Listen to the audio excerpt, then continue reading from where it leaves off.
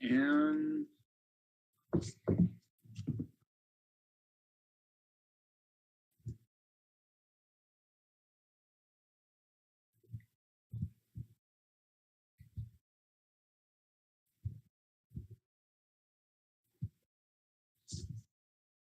can I get a quick reminder where we were last? You guys were traveling through the woods. Check something real quick. On our way to Grandma's house or something? No, you guys were leaving and heading towards, I believe it was either a port city or the capital, one of the two. We're going towards the capital. I think we were getting off at a port city towards the capital. Because we got on a boat. We got on a boat. And then goblins. Yeah, you guys... Torturing every goblin I've killed. And these were funky goblins. They were definitely acting weird, yeah.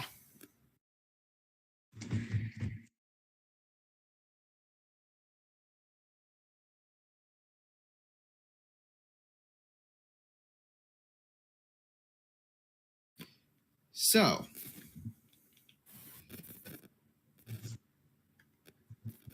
if I remember right, do any of you speak Goblin? If I'm remembering right. I speak a bunch of languages, but Goblin. Someone did. I remember someone was able to understand them. It was Anthony. Of course it was. Of course. No, the last thing he told you was not to put on the armor just yet.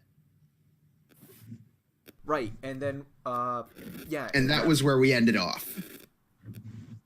Right, and then we said the sister cleansed it like a day later or something because Oh no, we left off like right after he said don't put it on yet. I could have sworn I talked to you about that because I'm pretty sure I have it equipped already. No, he kept you from equipping it just yet. You do not have it equipped yet. Yay. Wait, you're talking about the studded leather or the other armor? The stuff you looted off the corpse. Yeah, I have that in my inventory equipped. Then roll a Constitution save. I'm almost positive that we said we went the next day, but all right. Well, no, if you put it on, let's see, because we did not. Yeah, we didn't go to the next day. It was still that same night. No, if you just put it on right away, no, you need a costume. I remember asking the holy lady to like cleanse it or something, and since we were gonna be off for like 2 weeks, we said, okay, we'll just say that happened and we'll go whatever. I might be completely wrong about that. Yeah, no, we didn't. Yeah, we didn't say that. Oh no, we did have that conversation. I said the next time we reconvene, she can start doing that, but it'll take a few days because A, she has no idea what she's dealing with here, and B, for all she knows, this is some deep ancient shit she's dealing with.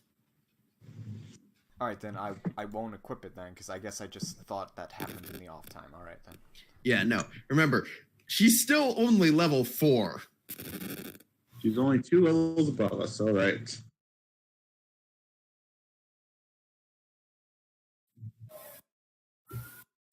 Oh, yeah. Yeah, no, she is. She's above you guys. Only by 2 levels. So, you guys get back to the campfire.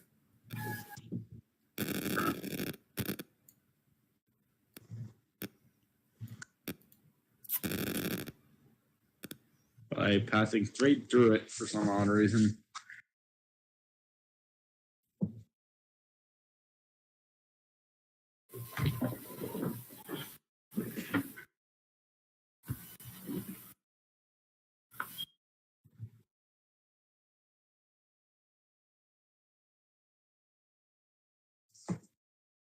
If I remember last time, I said I was holding the body of one of these hobgoblins.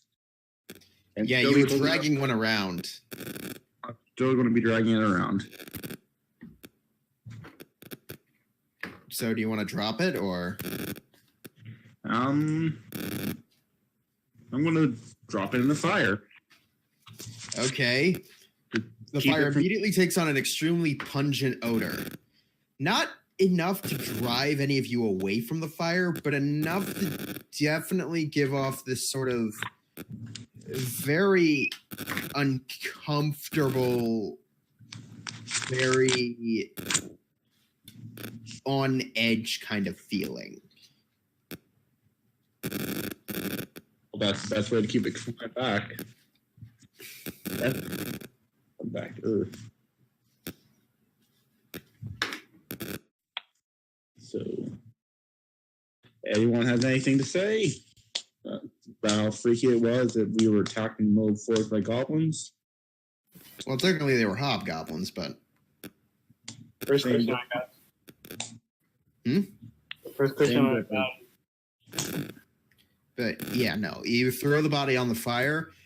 The fire reacts violently to the new source. It almost seems to sputter out for a few minutes, but then it starts going up again. The Yeah. fire takes on a bit of a blackish tint almost. But most of you just think it's something playing with your eyes. Regardless, most of you feel really on edge. I'm not going to say anything, actually. You just threw a body on the fire. What the hell do you think can be said about this? We don't have to deal with undead, so possibly deal with the undead.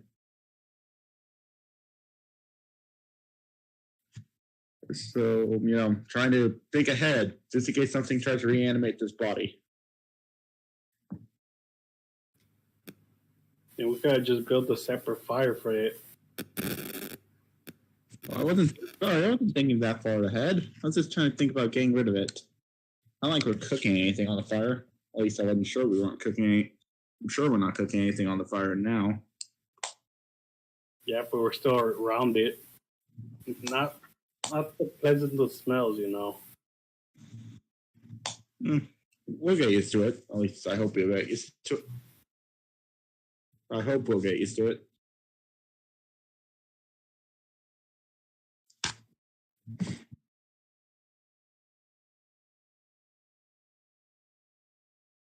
So we're sitting around the fire. Is someone going to take first watch, or? As if on cue, you hear the soft snoring on the cart. The fuck? You look back, and that shithead Dom that you guys picked up a while ago is just sleeping there. Who?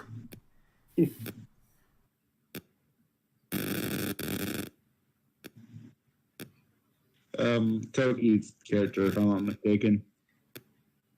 Oh, right. I completely forgot about that. I don't blame you for that. If it wasn't for the fact I'm looking at the screen right now, I would have forgotten.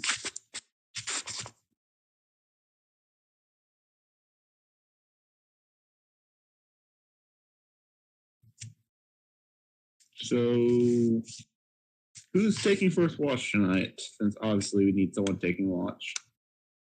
I will. And you guys look to Alicia. She's tending to the wound she has in her shoulder. I'm going to take out my balls of healing goop. Okay. And hand it to her. Like, here. It should help a little bit. She sort of just pockets it for now. The rest of you can get to bed. I'll stay up. Nice. Offer tempting, but I'd feel bad if I left you off alone with the wound like that. Okay.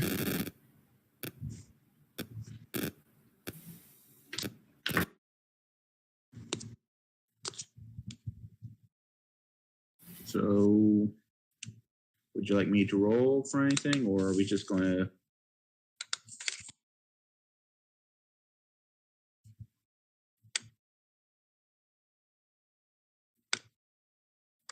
So, anyways, the rest of you go to bed.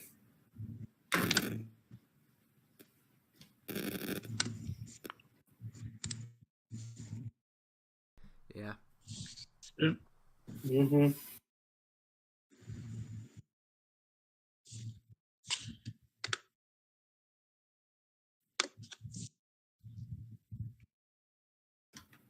So, the rest of you go to bed as Alicia stays up. Well, I'm staying up with her. So, Okay.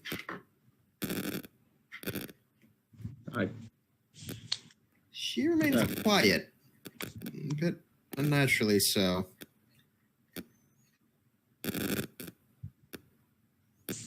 I'm gonna roll perception to see if I can't see anything. All right, roll perception. I don't know why I did it twice. I don't know why it's giving me advantage. Rose. All right, so you rolled 11, she rolled 10. Thankfully, nothing seems to have come into. Thankfully, besides the hobgoblins and the wargs that showed up a bit earlier, nothing really seemed to appear.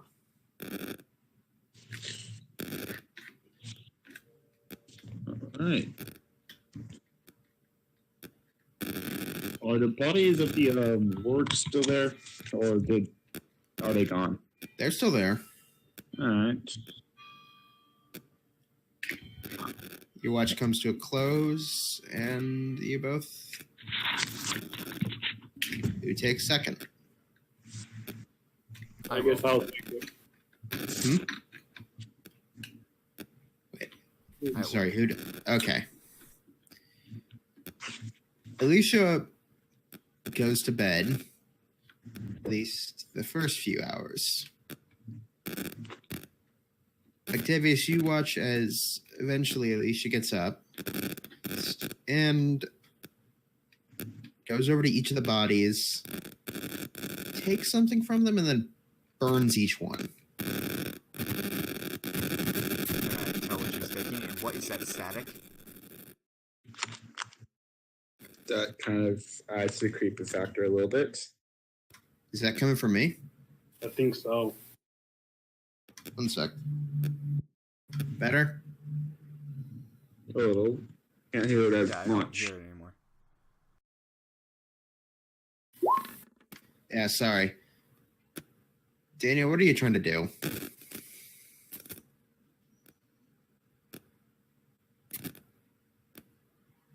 I didn't even roll my perception for my watch yet.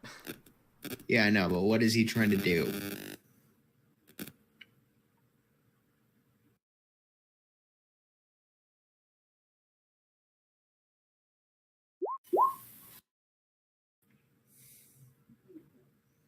Okay. That's Not weird at all. You can't tell. But she seems to just collect what she needs from them, then stash them away somewhere. You can't tell. Then goes back to her bed. She makes eye contact with you, which means she knows you saw her do something.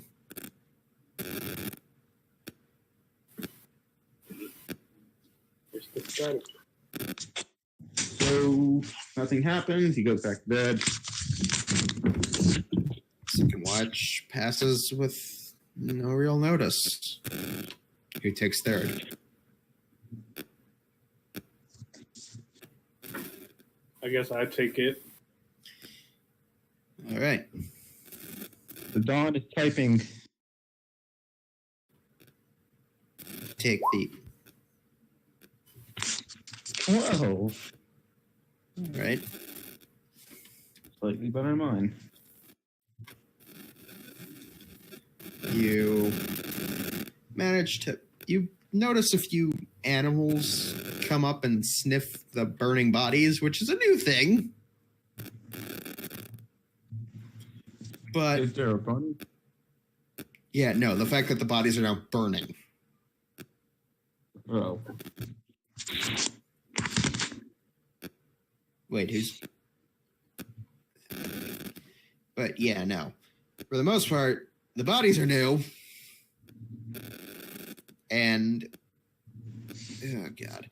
Okay. But yeah, no, so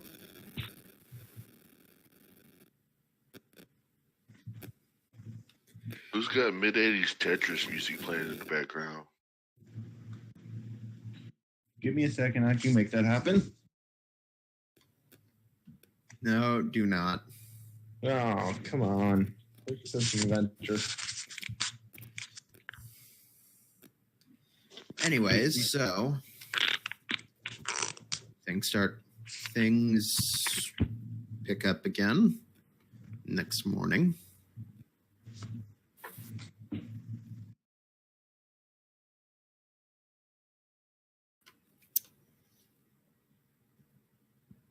Nothing really happened that night. The bodies are fucking ash now.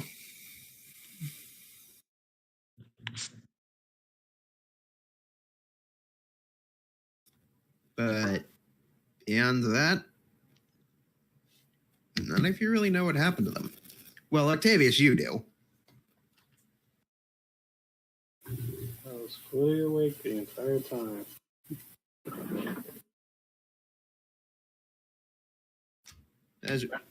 Well, yeah, no, you didn't see what actually happened because most of the bodies were outside of your range, if I'm remembering how your ability works.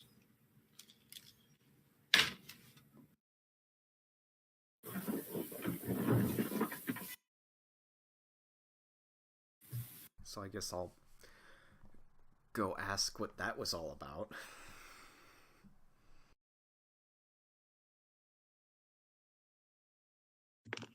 Do we need music? A joke, by the way.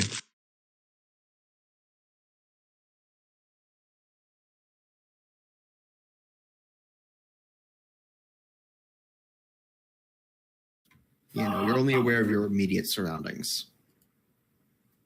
She went about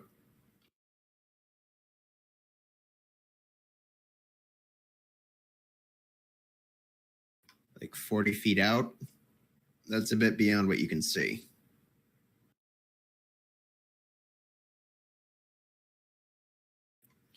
Anyways, you guys. I'm gonna ask her why she burned the bodies. She doesn't answer. Can I, like, insight to see, like, if it's just pride shit or she's just stonewalling me? You can roll a perception check, yeah. Not insight? Or no, insight, yeah. Not sorry. 16.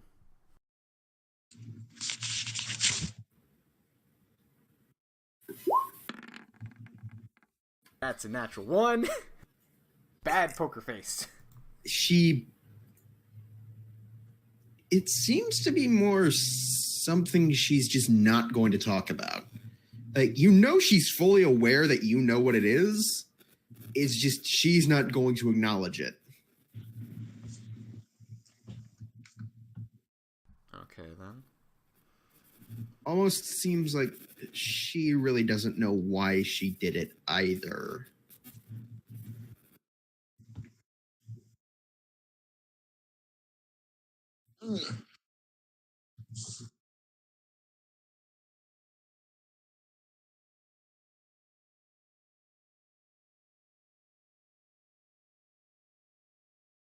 Oh, is everyone up?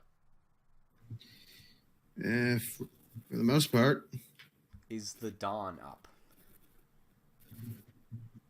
You can check.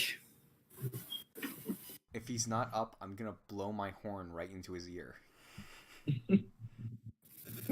Daniel, are you up?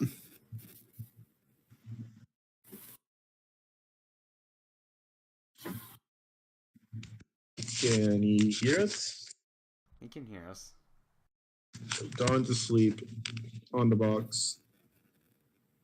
I just don't know why he's not talking. He talked for a second. Sound doesn't need to reach you in me in the the trees. tree. Okay. Yeah, That'll Daniel, you're awoken by the sound of a person blaring.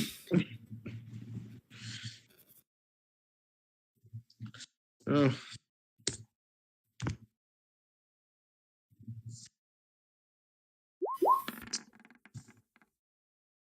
Jesus Christ. okay. Roll with disadvantage because you're groggy after having a horn blared in your ears. Also, you're in a tree and asleep. Well, no, now he's awake. That still hits. It grazes your leg. It's nothing really serious.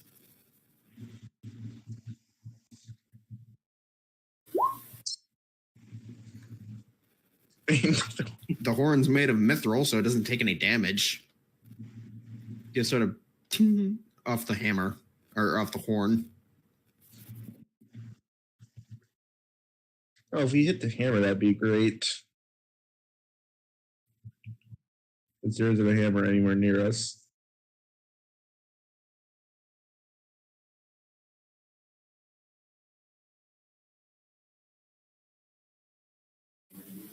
So, yeah, don't mess with the guy in the tree, I guess.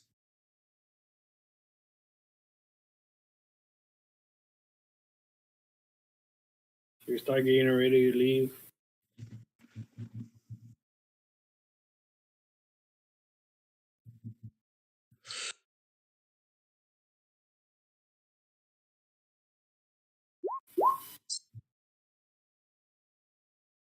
Okay.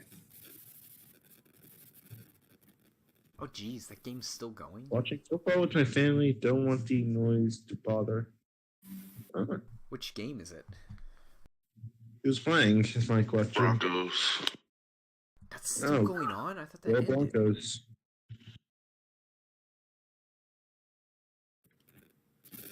Anyways, so after that, you guys pack up, load back into the carriage, and you guys keep moving.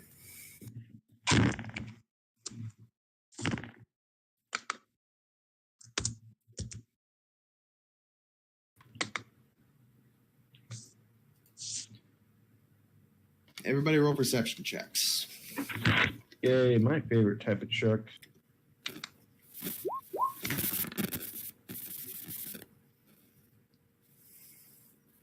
Hey, is it bright out by any chance? It's morning. Yeah, pretty bright.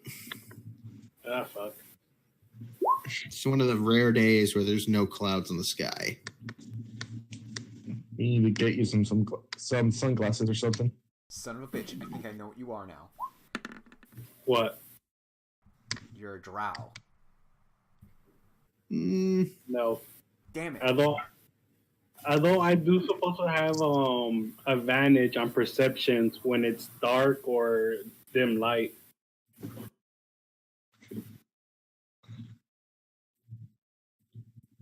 So the best roll currently is a 16 for me. And when I rolled a good 23, now it's gone to waste. Okay, so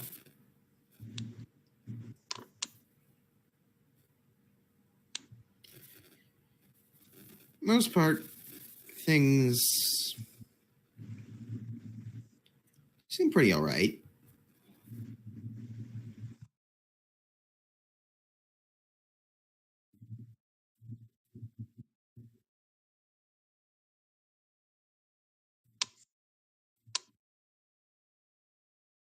Everything's all right. Okay. You feel the rocks to fall. Yeah, no, none of you notice anything out of the ordinary.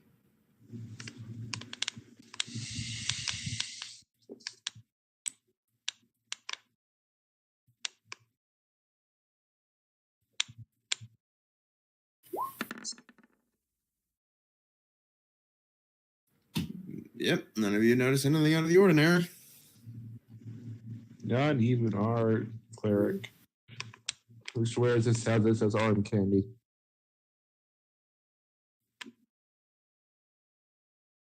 Or eye candy. Yes, it's proper phrasing.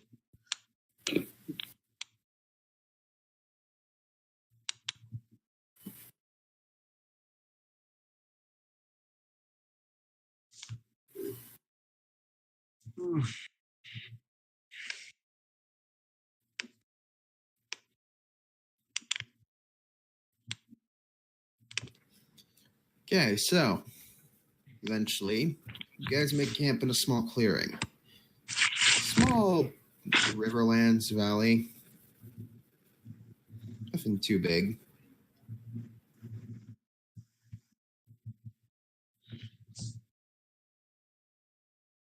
All right. Anyways.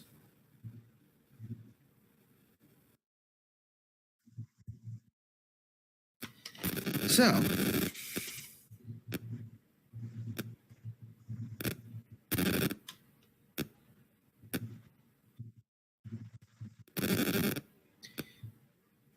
Most guys set up camp for the night. Things go fairly. Oh, has she started to disinfect my armor? She started this lengthy process of doing so, though without knowing what exactly she's looking for. It's going to take a day or two. And that's just to figure out what it is. What type of armor is this? Can I do like an Arcana check to try to help her out? You can certainly try, yeah.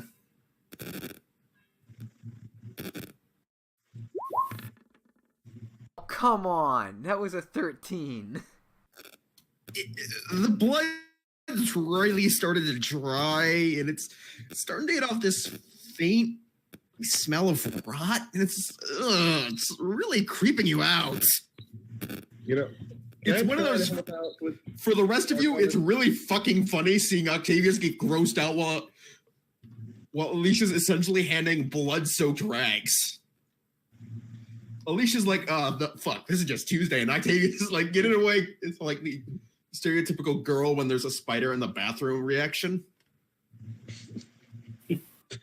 Oh. Essentially, that's what happened.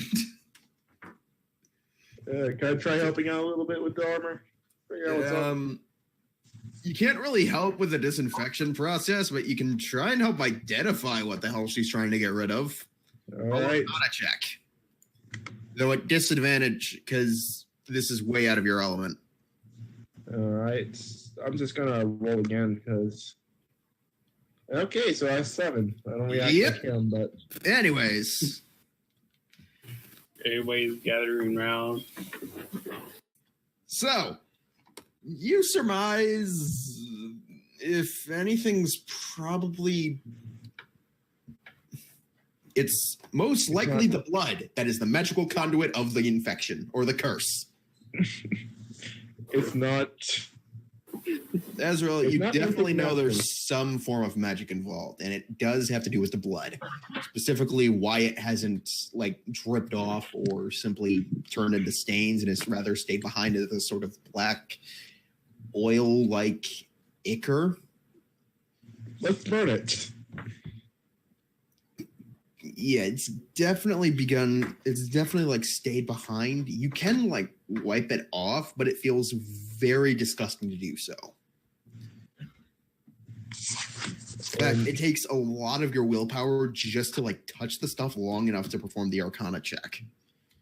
And after that, you find yourself like consciously sort of like shaking your hand, trying to get rid of the filth. Really weird because usually you're kind of okay with this sort of stuff. Just in this one instance, something's off. So we can't burn off with fire? I never said that. I just said it feels really disgusting to touch. All right. What type? Okay, I asked what type of armor it was before, but I don't think it was heard. What type of armor is this we're going with. Studded. Did I get? Studded leather. So being put over a fire would not be good for it right now. I got scale mail with the exact same problem.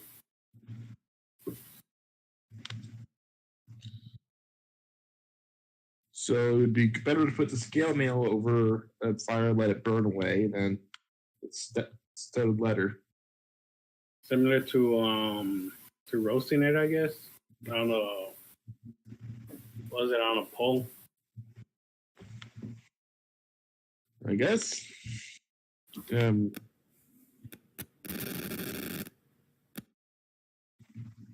Ryan, would that have worked? Candace and I, this whole talking in character, trying to be smart, would that work technically to get rid of it? Sorry, can you repeat that? I didn't hear you clearly. Being smart in character thing, would that work? Getting rid of it, honestly. You can try, but again, if you do anything without really knowledge of what you're doing, you could ruin the armor. Because if you try to burn it off, remember, the stuff's still leather. It's not enchanted to resist fire or anything. He's talking about the scale mail that also has the blood on it. Oh, yeah, no. Like I said, trying to burn that stuff, you'd probably ruin it. Yeah, I was thinking scale mail with a metal of some type. Yeah, no, but again, you run the risk of ruining either thing because you're literally throwing this into a burning pit. We're not throwing it into a pit. We're just having it like you know how they have a pig like over the roast, something similar. Like have it above. Oh yeah, but Have you Ezreal, never just dried your clothes before over a fire? No, I have. Thing is, Azrael, one of the things you noticed about this stuff is that it has a striking resemblance to oil. Oh, no. My favorite. Or at very least, a compound very similar to it. So it's flammable then. Also highly heat resistant. Somehow. Point being. Those don't add up. Yeah, but that seems to be what it does, because when Azrael tried to warm the stuff up to get rid of it, it just hardened. Napalm. I mean, that could make it easily make it more brittle after a while. True, but the point is, this stuff's essentially not coming off with fire. The only way it's gonna come off is if she does something with it. All right, I've done all I can for today. Good night, everyone. Anybody know ice magic?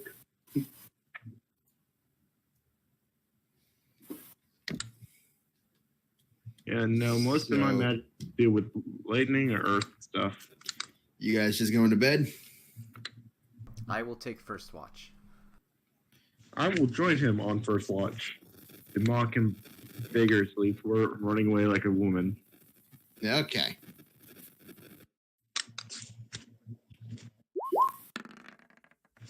Wow. You're not. The rules Something are not today. really stuck with you about that ick stuff that you touched. I will roll perception.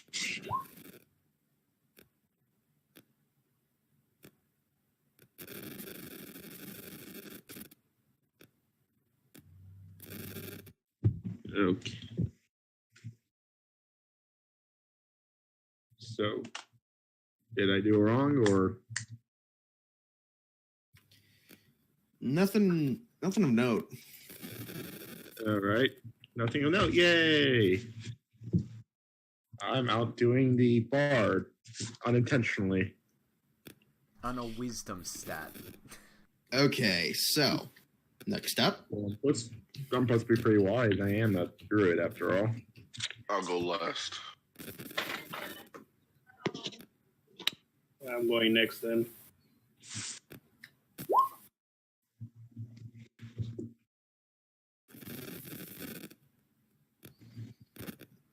And who takes next watch? I think Toki said he'd take next watch. Okay. Toki's I got last necros right now. Necro, roll perception.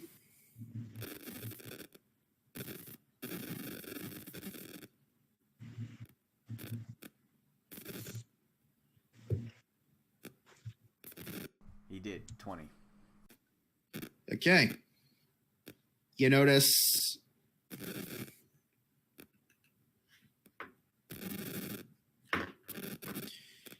few more. There's a few wolves that come up. Something about them feels a bit off, but they don't get any closer than 30 feet.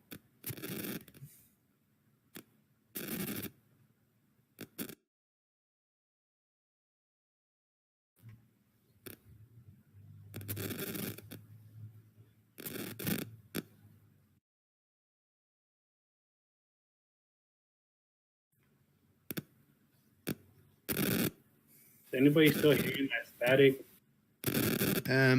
Yeah. Yeah. Didn't exactly catch what you said. Regardless, for the most part, things go quietly. Right up about till the end. You notice something at the very edge of the tree line. Right in the little valley, there's a small ridge about 10 feet up, 30 feet out. Two figures can be seen. Right outside your dark vision, so you can't really make out much. You can definitely make out some kind of black fluid is dripping out of their eyes, though. And it's giving you some pretty bad vibes. You can't make out details, but there's blood dripping from their eyes. It's more just because it seems to almost reflect the light a bit. Or rather absorb what little light is there and make itself stand out more. You can't even really tell it's a fluid. Well, you can, but only because the fact that the way it's moving down what you assume to be the body is obviously making it a liquid.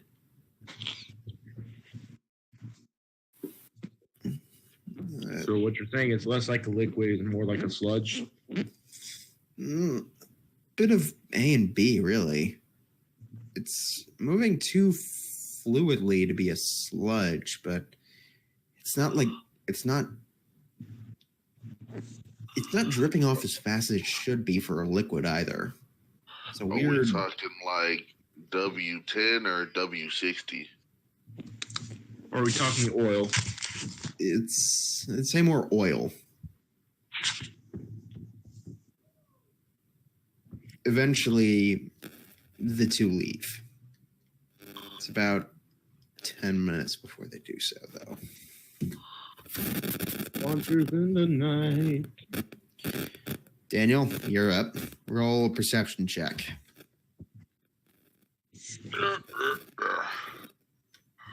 There's a bad moon rising. I'm staying up with you. Do it if you want. Doesn't matter to me. Cause I cannot see. At least it's not a critical failure. You don't notice much. You're just kind of chuckling from what you saw Octavius freaking out earlier.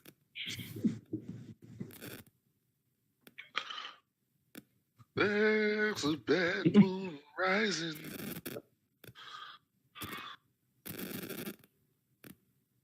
Don't go out tonight, or it's bound to take your life. There's a bad moon on the rise. Oh god, that song. All the songs.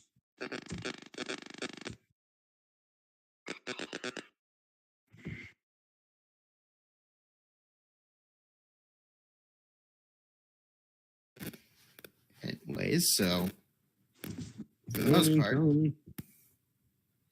Daniel, you don't see anything weird.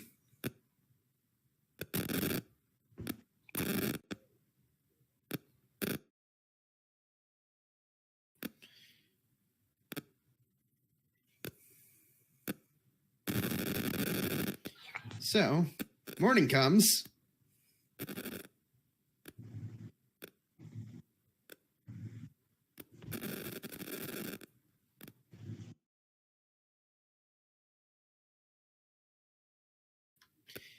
The rest happen, and do you guys pack up, or do you want to talk about what happened? I'm gonna pack up because we start packing up.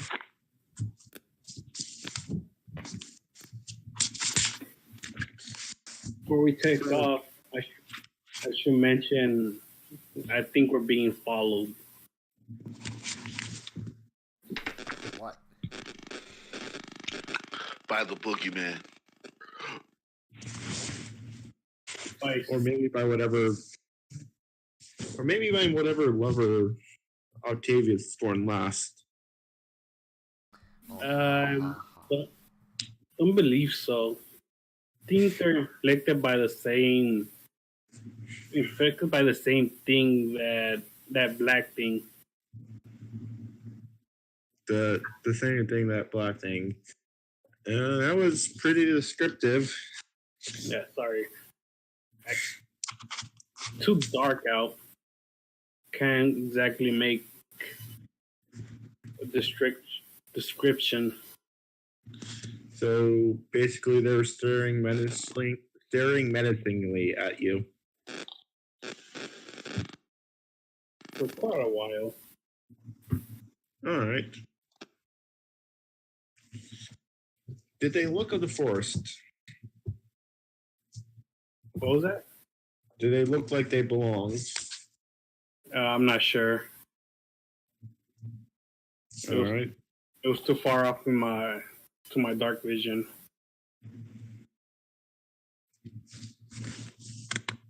Two humanoids staring directly at us.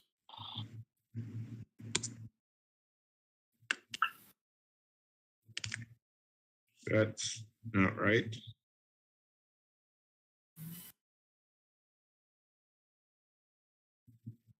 So I guess we have to be more cautious now. It's good to know.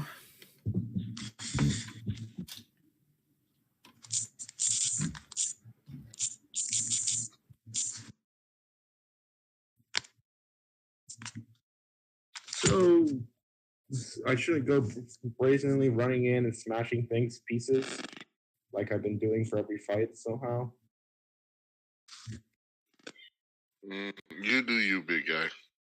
I wouldn't recommend it.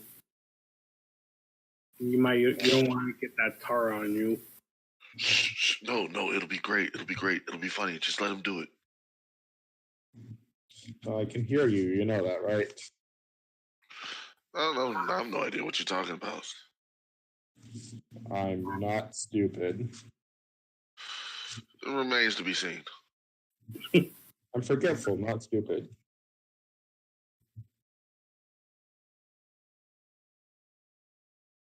Either way.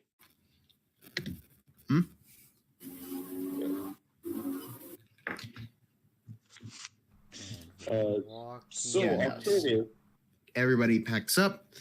Things get moving. Everybody roll perception checks.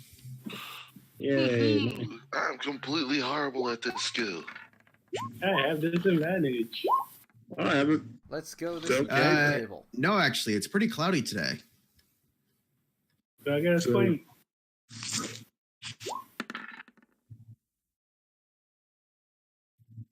I still. You guys start noticing every once in a while something starts trailing you.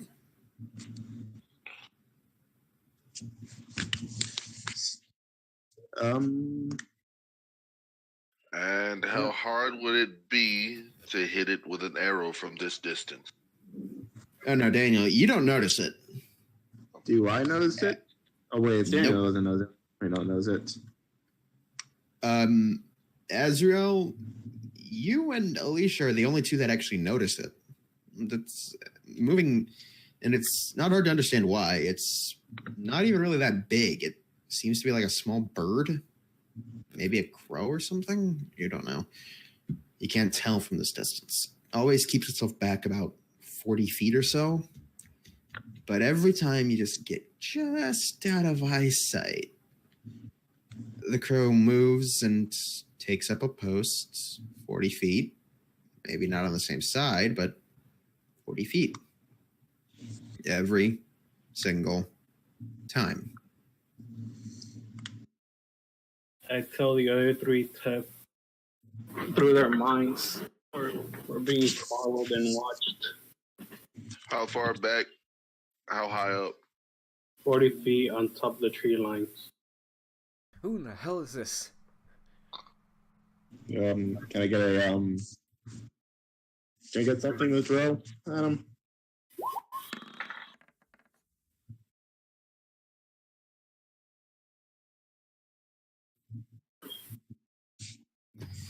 You miss. Damn.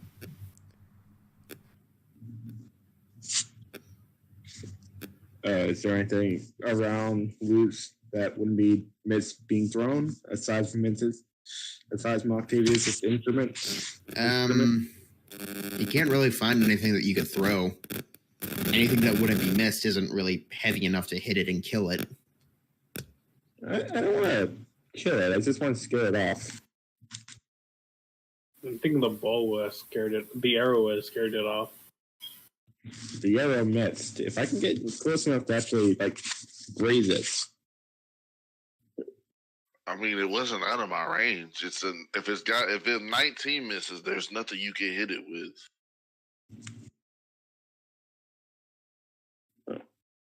Because the throwing range of any object that's not actually supposed to be thrown is only 20 feet. Okay. All right. Either way. Keep throwing arrows at it until you get a 20. Like in a 20. I mean, I'm pretty sure it's moved by now. Yeah, no, it pisses off the moment you try shooting at it. All right, never mind then. I'm just looking baffled over here, like, how did I miss? I never miss. More target. I mean, everyone has their off days. For us, it's almost every day. Don't patronize me. I never miss. It says I'm patronizing you.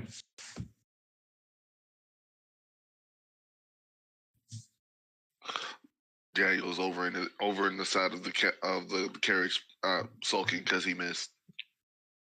And for me, it's just kind of trying to make him feel better.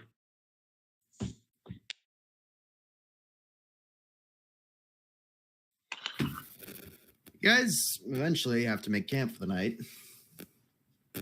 Come to a small rocky outcrop. Pretty barren land, actually.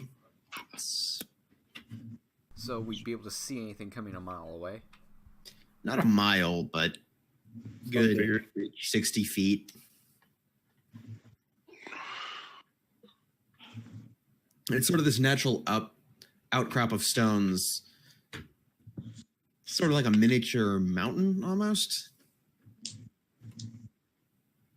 Because it's not a hill. It's way too steep for that. But the carriage manages to get up it fine. Of course, the carriage is magic, if I remember correctly. Yeah, but it can't stick to walls. So it's a very steep climb, but it's not one the carriage can't make. All right. It does take a bit of struggling, though, but regardless. Point being, you guys do... How big is it before we reach another incline? It's really only the one incline. It's a pretty big one, about 20 feet high. So it would hurt something going down it. Well, it'd take anything that tries to get up long enough that you'd probably notice it. Unless, fly. Since when have I thrown flying enemies at you? Let's move on. I feel very, very afraid right now. Count the ways and times. I'm gonna stick close to the carriage, just because there's several places to use as cover if necessary.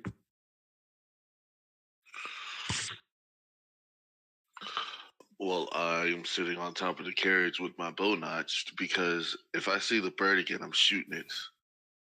You'll get a good time, buddy. Stop. I don't think it's gonna be a bird this time. It's probably gonna be like a gargoyle or something, I feel like. Might get ambushed again. I mean, I would say it was probably one of those birds from the cornfield, but Daniel wasn't there at the cornfield, so.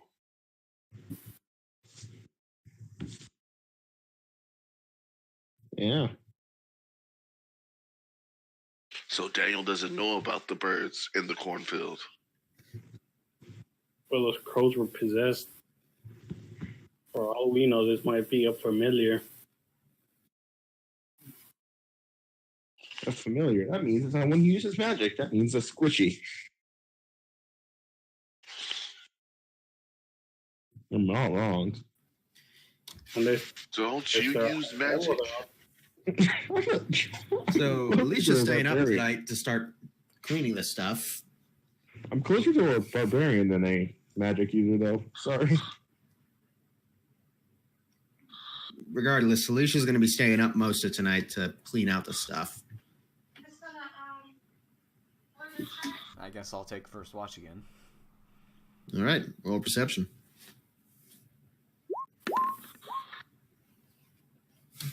Okay, that's pretty decent. That's fine. Thankfully, the terrain isn't that bad. As such, anything that would have tried to sneak up probably wouldn't. As such, you don't see anything. I guess I'll take second watch. I'll stay up helping Alicia. I guess that means I got third watch.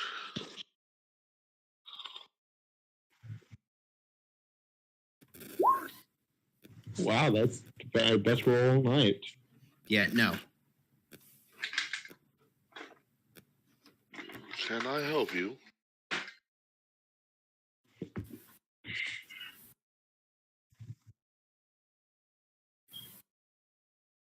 Isn't there a measuring tape? Why don't you just measure it?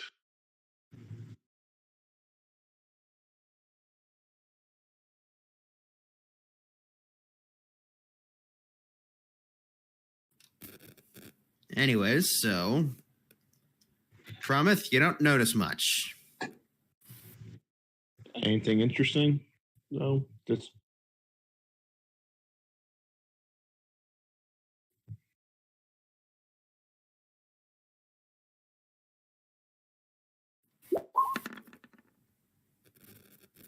Again, Daniel, you don't find anything.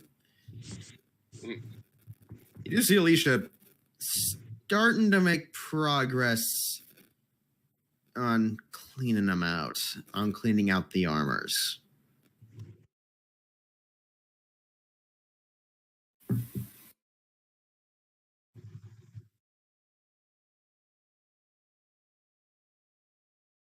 so progress has been made on the armors.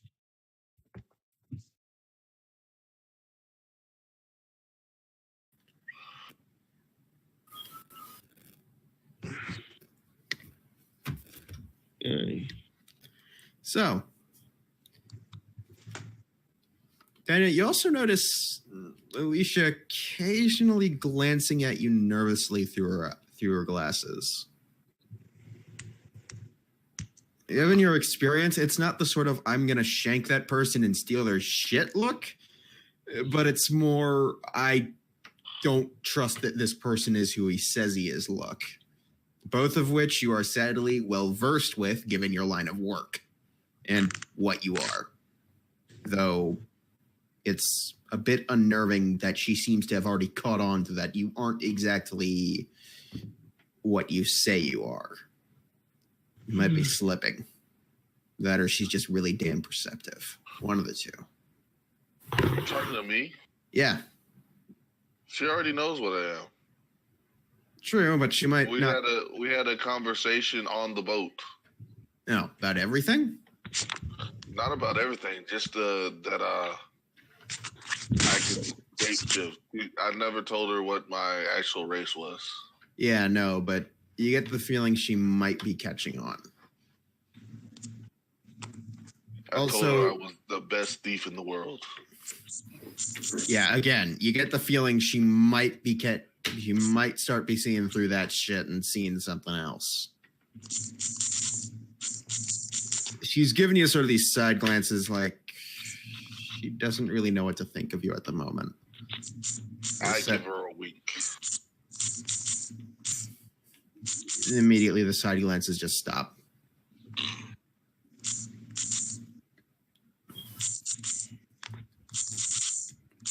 What I is pass. that noise? Yeah, I was gonna Who is playing with a little bitty toy that needs to be cranked up? Put the toy soldier down, sir.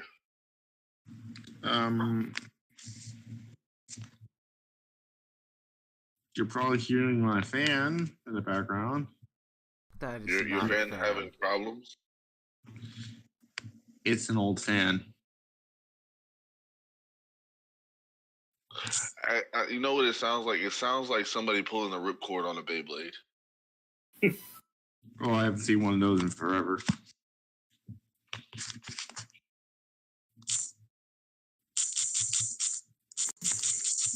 Yeah, that right there.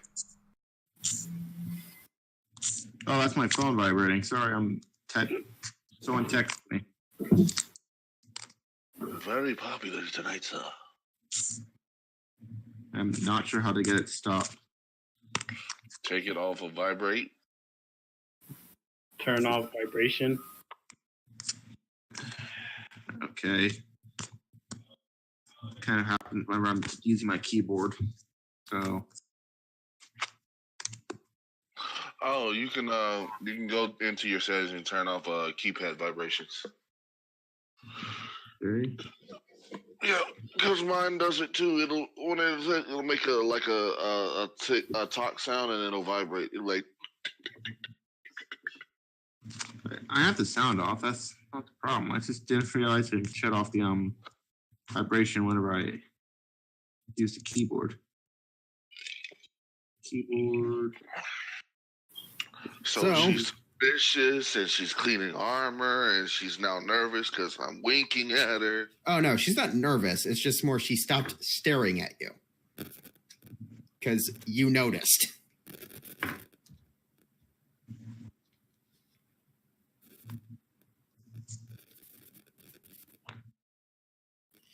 Anyways, so things keep moving. Eventually, you guys get up. And she's mostly cleaned the armors. And the armor's not cleaned yet, but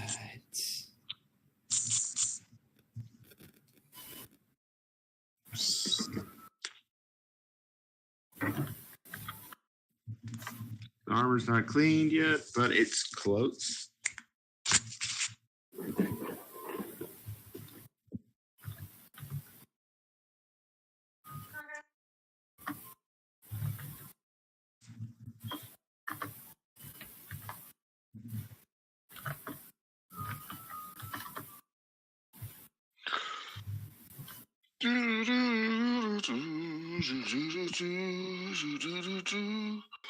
Brings back memories of Medal of Honor. Better than least. sorry, I was just looking at my notes.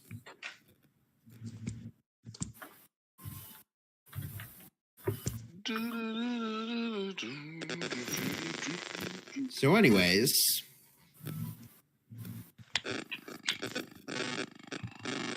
What's good?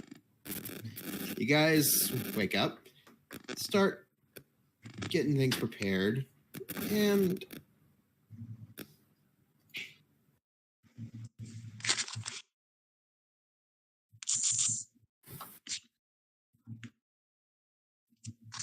All right, we get things prepared and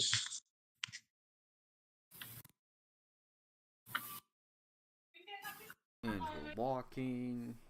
You mean we're riding? and we're falling off buildings and we're skydiving. We're probably not doing any of those things, but still.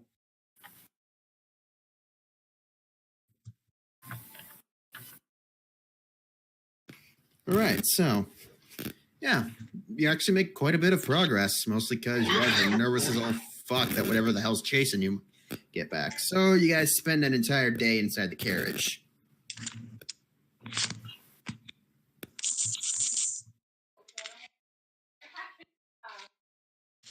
We spent an entire day in a carriage.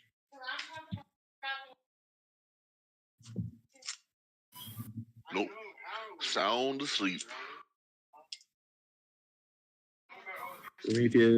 Prometheus kind of sitting on top of the sitting somewhere on the outside of the carriage.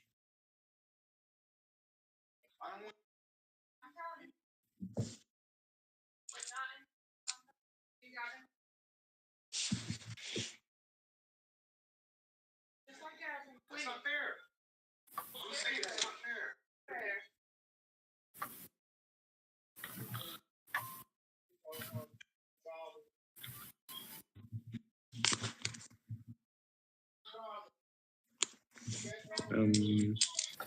So, anyways, things keep moving.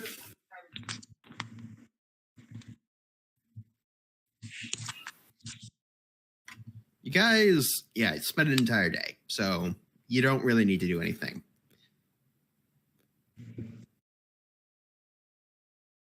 Anyways, guys keep moving. You start seeing signs of what looks like major skirmishes along the roads. Oh no. Maybe we attacked, possibly?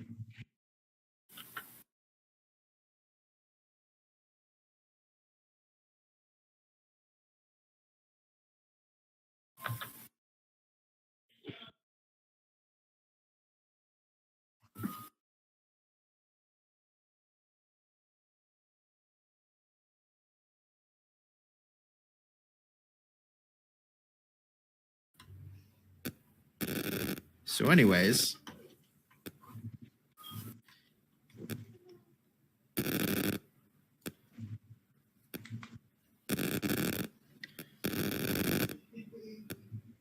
okay, so yeah, most of the time the battles look like sort of what would happen if raiding parties tried to hit caravans and failed. You see a lot of bodies and arrows jutting out of the ground at odd angles. Most of the bodies look to be goblinoid. You know, full orcs, hobgoblins, the occasional bugbear even. Most of them seem to have been decayed extremely heavily, though. However, there are the occasional humans. Though you don't see that many. You assume most of the bodies that were human were either left in the middle of the night because the attack happened during the middle of the night, or whatever caravan got hit didn't survive it.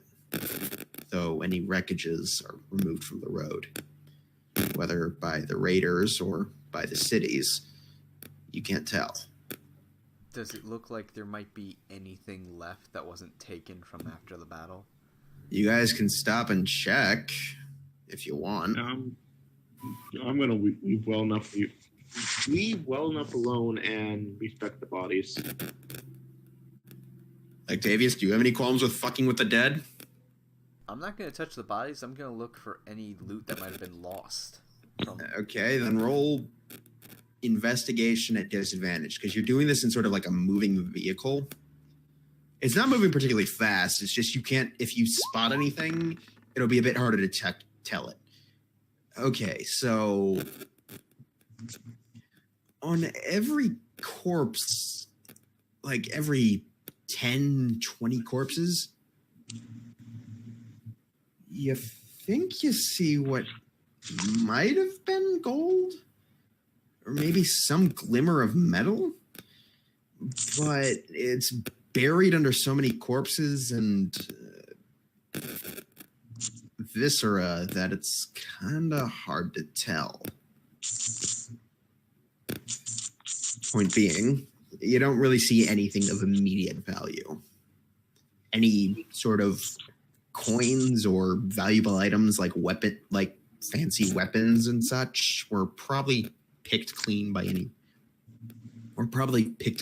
raiders or picked up by the caravans if they managed to repel the attacks.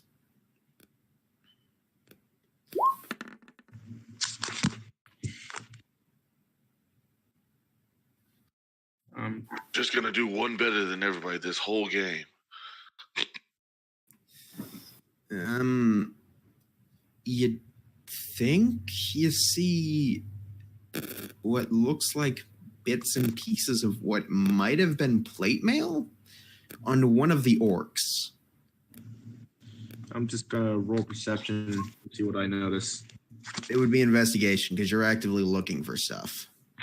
No, I'm just looking around, just looking at everything. Okay. I'm not actively looking. All right. Just roll perception. It did. I did. Okay. Well, again, you don't notice much more than what was already seen. Most of the bodies are goblinoid in origin.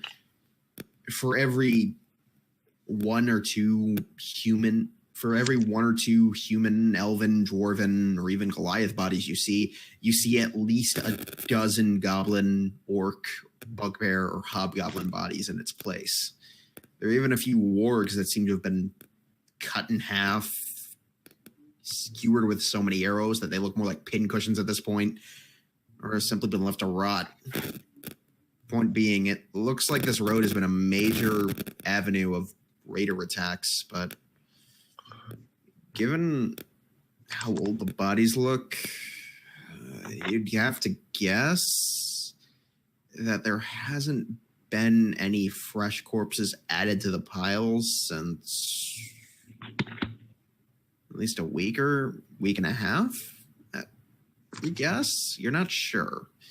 You know that no recent fights have taken place. Maybe a few pot shots were taken, but beyond that, no bodies are new. And considering that some humans were just left here to rot, you guess the goblins don't take all of them, so you doubt anything might attack you, at least? Okay, that is good to know.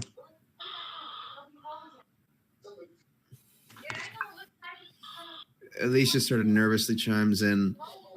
Well, the very least, we're not want for any kind of engaging scenery, right? Right. It's like a really nervous laugh. Even the woman who worships the death god is kind of off-put by this. It's a bit concerning.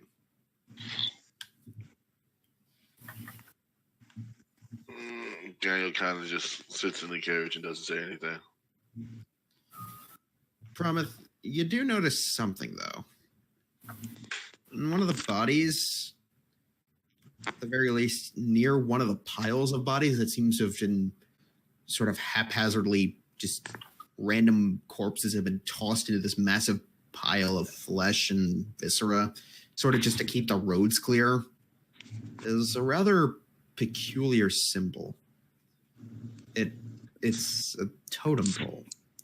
At least looks like it. It's made of wood and stone. It looks nothing like the symbol you have, but it rings a bell. You can't tell what, but it definitely rings a bell of some kind.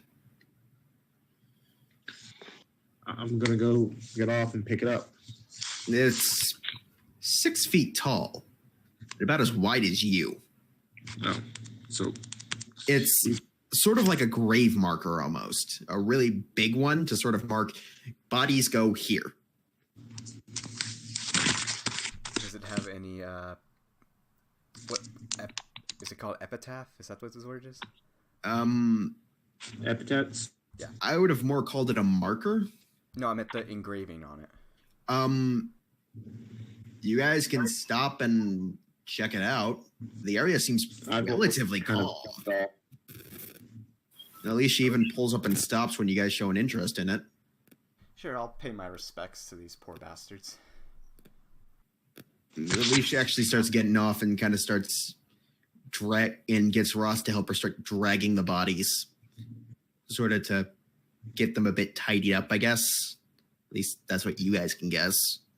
Ross sort of just groans and is like, "You better pay me for this," before helping her out. How many bodies would you say this is? Roll a quick investigation check. All right. Whenever you other guys want to try and do math. Whoever Sure, rolling. why not? I promise it's a lot. It's a lot. Octavius, doing a quick head count on the outer layer alone, you count at least 40? But then again, you see beheaded corpses too, so holy fuck. And there are some that are bisected. You're fairly certain you see an arm that doesn't have a body attached to it. It's a shit show. At least you count 40, and that's what you see. And that's just the pile near the giant marker. The rest, taking a quick glance down the road back where you came, you think maybe 50? Holy shit, there's a lot of bodies. Azrael, you guess a bit more accurately, there are at least 45 and 3/8 bodies within the pile near the near the marker. Along the road, there's somewhere in the ballpark anywhere from 50 to 80. Promise, what are you doing?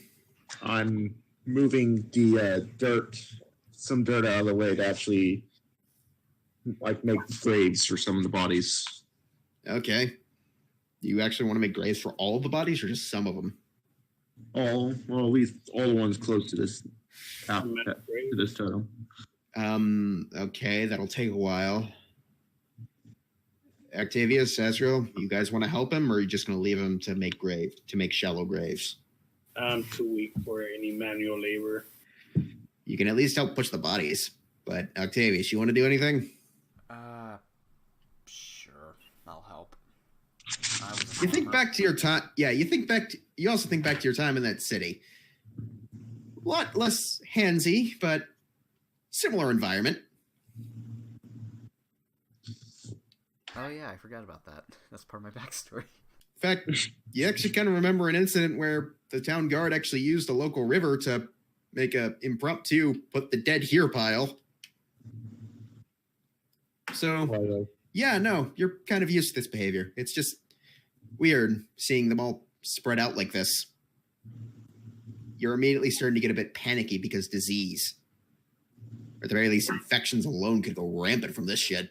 But yeah, no, you get out a pair of leather gloves that you just habitually kept on your person at all times and helped Azrael start putting bodies into each of the graves once Prometha opened them up. It takes about 2-3 hours, but eventually you manage to get the entire marker cleared out. Most of the bodies are put in graves. Prometha, you find a lot of loose sticks and other such things in the woods and use them to mark the graves. A few of them are just filled with body parts, but Alicia starts kneeling over it and saying a small prayer. Prometha, do you want to inspect the marker up close now? Yeah, I'll inspect it up close. It's a rather large. It's made of what appears to be a white log, and not like elm or ash. but bone white wood.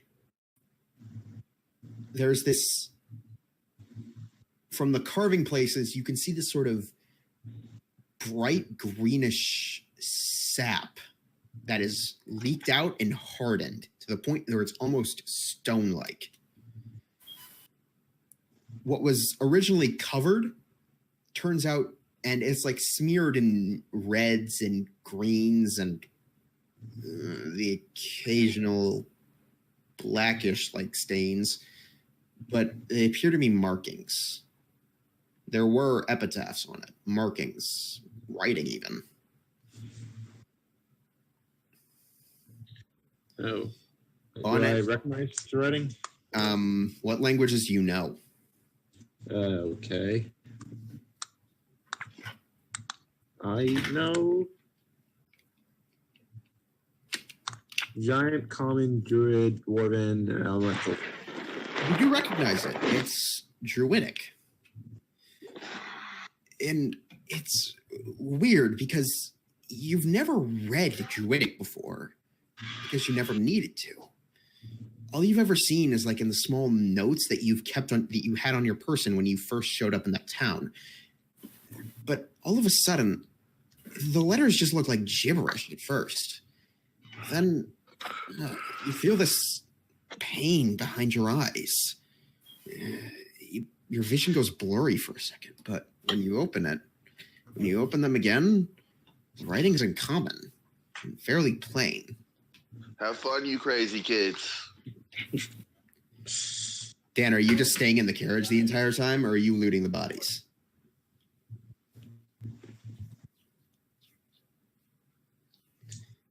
Toki.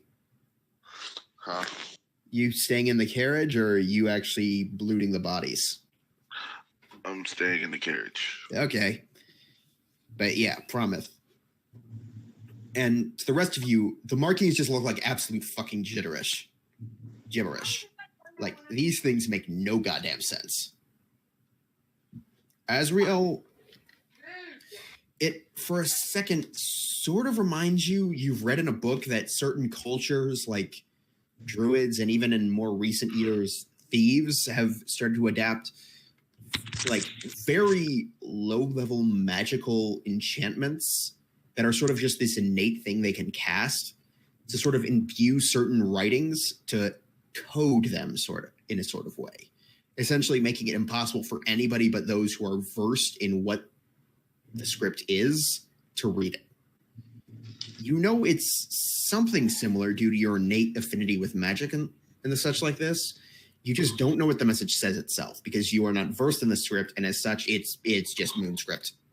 So even with comprehend language, I wouldn't be able to decipher them. No, because the specific enchantment defends against that kind of ability. Unless you are specifically taught by somebody who knows the script beforehand how to read this, it is impossible for you to do so. Unless somebody walks you through it themselves. Like, to you, it would essentially look like what like somebody with dyslexia would see a regular sentence. Like, words and letters are like swapped around at random.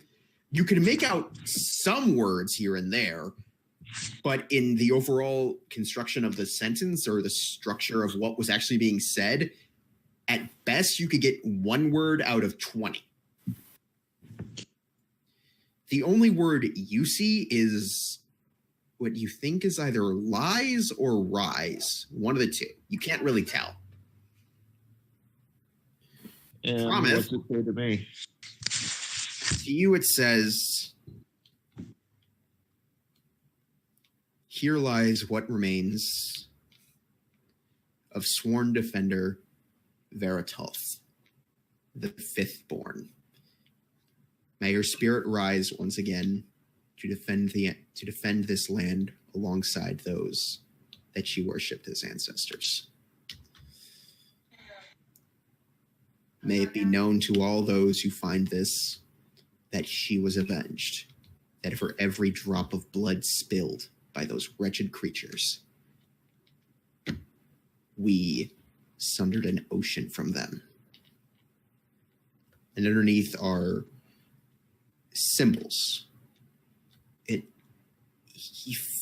take out the own symbol you have, the pendant. One of them matches.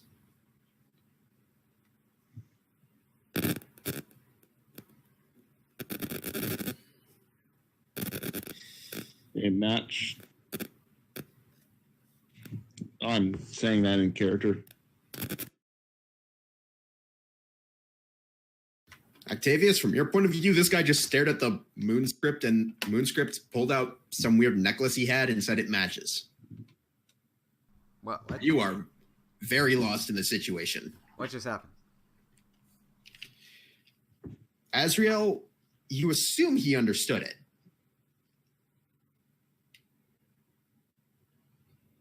Oh. And it's now that you notice what the carving at the top was. That of a bear. But it's weird. The bear has these sort of markings along the eyes, and it's only sort of the top half, the head and the paws, and the front paws, I should say. The mouth is opened and almost as though it was actually roaring at you. It's far beyond what anybody could accomplish with carving alone. It's almost as if the wood was melted into this form. Azrael and Octavius, both of you roll Arcana checks because you have a general sense of magic about this. But if you want to know more, you're going to have to do more in depth. 17. 16. Both of you know that this is druidic in nature. Both of you, Octavius, you've actually traveled with a few druids from time to time, mostly because they make for good company, and surprisingly, they're actually very good singers. A few of them, anyways. Some of them are a bit too preachy for you.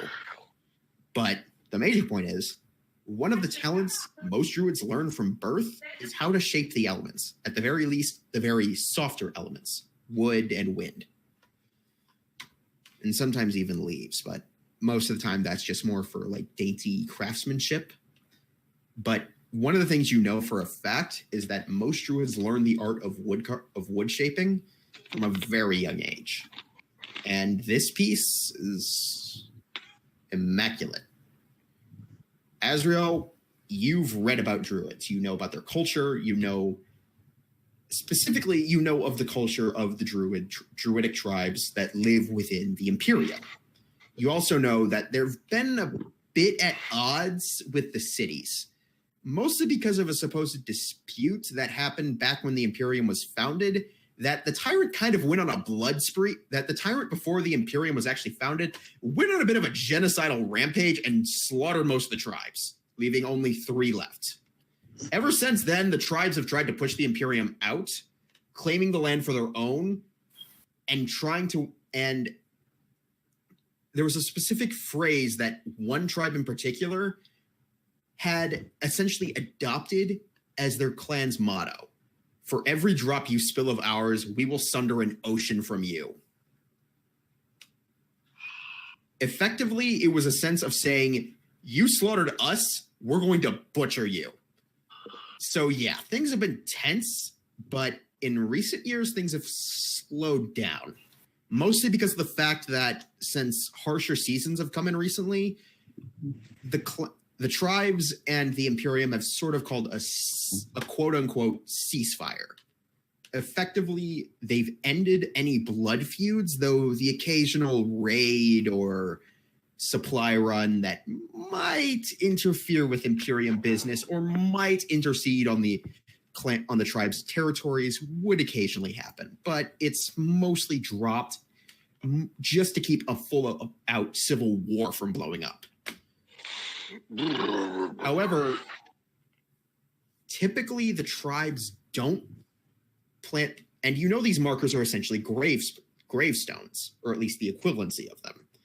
However, having one this close to a city, because the city's only a few days out, 1 or 2 in fact, having one of these markers this close to the city is a bit unprecedented and could even be seen as an act of aggression in some cases, depending on who you ask.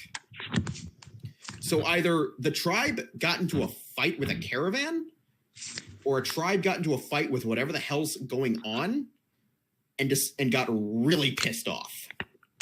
Either way, some shit's going down.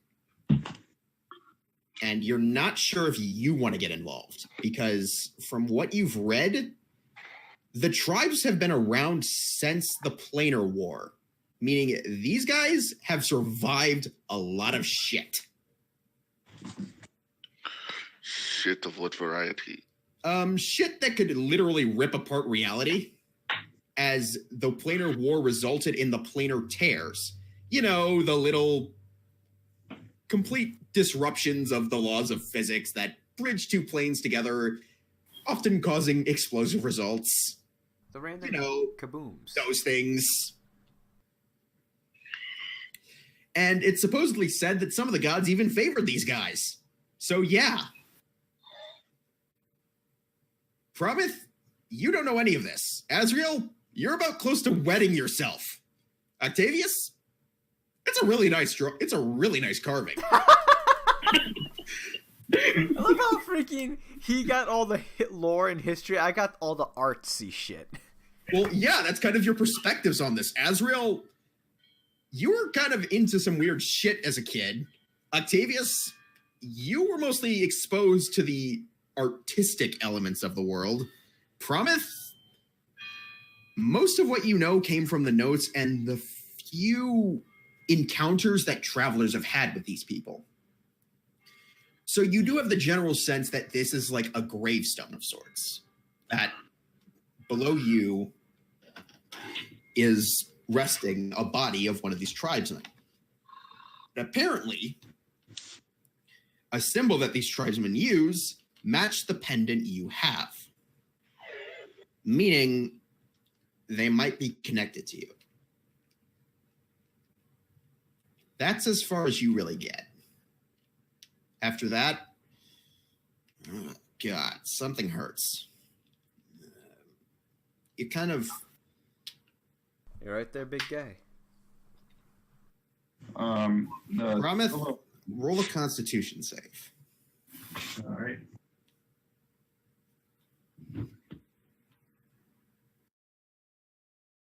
Come on, Goliath.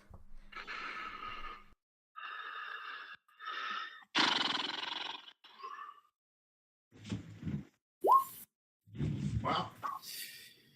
Best roll tonight. Second best roll.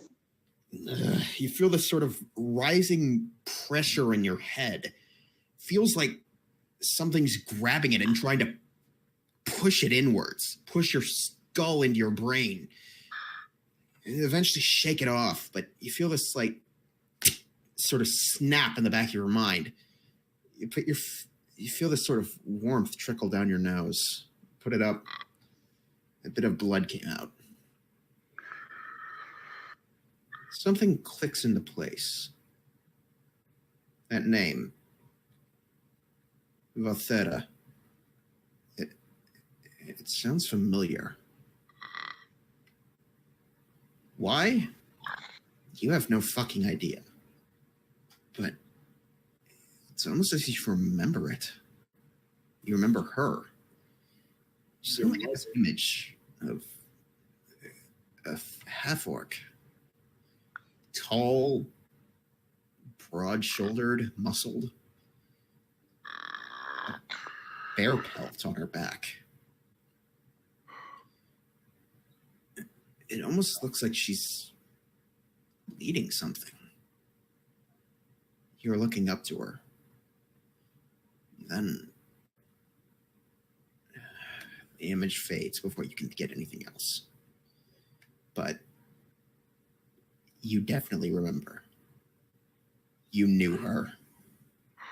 If not before she died, definitely sometime earlier in her life. Specifically, you saw a much younger woman. Maybe in her early teens, about at the oldest 16. But you specifically remember she was taller than you.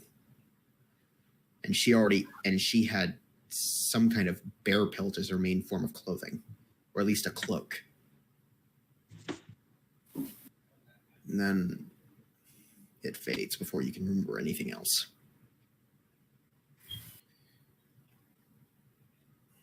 You wipe away the blood from your nose. Eventually it stops, but your hands are covered in it. Not enough where it's like caked, but most of your hands are covered in your blood. A faint layer, at least. Something about that feels familiar.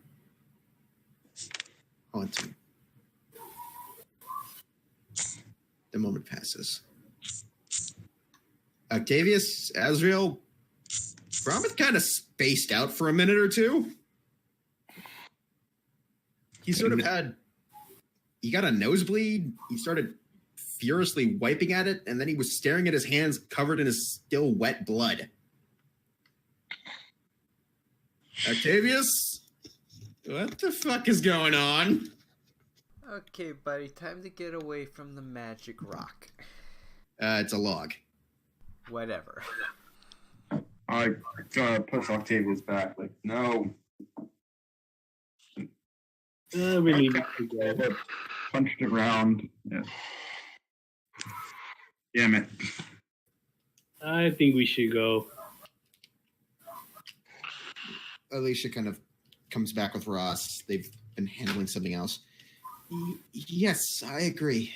It's going to get late soon, and, well, if this area is any indication, I don't think we want to be around at night. Very, very true. Promise, are you okay? Oh. What is this?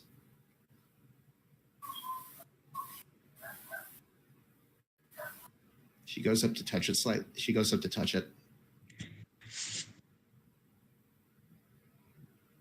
Why do these markings look familiar? Is it a gravestone? They are. Oh, And draconic in nature. draconic? Definitely druids. You're sorry. Definitely druids. You must have misspoke. Yeah. I'd love to study it more. The church has so little information on the culture, on the burial rituals of the other cultures in the Imperium, but... Please leave it alone. Sure. Oh, do you have a connection to them? Promet, are you okay? And it's at this point that Alicia notices, Promet, your hands are covered in blood. I got wipe my hand on whatever article clothing I'm wearing. I'm fine. Let's get moving. Roll a deception check. Or are you actually lying? Is the point.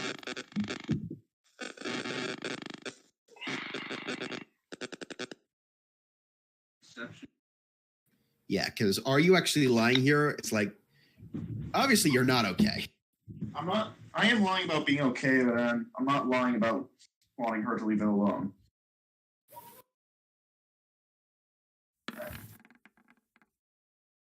She can definitely glean that you want to leave it alone, but she definitely knows you're not fine. She sort of gives you like a bit of a sort of withering stare down. It's like, I do not like your lying to me, but I am not going to push it. Oh. Hero's worried that's going to have to do intimidation, but all right. No, it's that she just knows that she's been privy to enough sort of bizarre visions of otherworldly nature, and she's had a fair share of those herself that she knows better than to ask. And Promise, you do realize that she probably, the look she gives you is kind of one of slight disappointment that you'd try to lie to her, but at the same time, it's sort of this understanding, oh, I think I get what's going on. Okay, well, everybody, back into the carriage. I think it's best not to linger.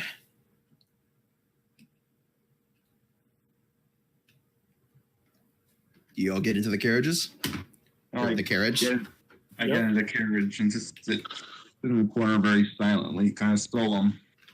I never left the carriage. Yeah, no, Dan, you're just sitting there. It's like, hi. Everybody else piles in. Ross sort of is palming the small satchel he has. He didn't have it before. I'm gonna just sit in the corner sulking. Not the same way that Koki is sulking. It's just kind of a... You're more just kind of like curled up into a ball, lost in thought kind of way, right? More of a silent rage kind of way. Okay. Self. Yeah, okay. So it's like you're more just kind of giving off this vibe. It's like, just please don't touch me. More of screw off, could go die in a hole sort of thing. Okay. The rest of you travel, and for the most part, thankfully, you make it through that area unscathed. The forest eventually lets way, and you see this massive city looming in the distance. It is the city of Tulsuk, or Talsuk, as it's pronounced, but most people call it Tulsuk. Tall sock. Soak. It's like SOAK minus the A. Possibly because it was built on what was the nexus of three rivers. Octavius, you've been here a few times. Oh no. Mostly, Do I have a no. wanted poster here? No, this was back when you were actually traveling with the group. Tulsuk was the city that was actually afflicted by the plague. Oh shit. I might have friends here. Most of them moved on. There might be a few that you remember staying here, but most of the friends you had from that group kind of went their separate ways and decided to find new adventures to seek elsewhere after this whole thing. Because it was kind of a sobering experience for all of you, because you nearly died. People that I might have helped here. Oh yeah, no. You might know a few. You'd have to track them down again because you haven't been here for 5-10 years almost. Am I getting that about right? If it happened when I was 10, sure.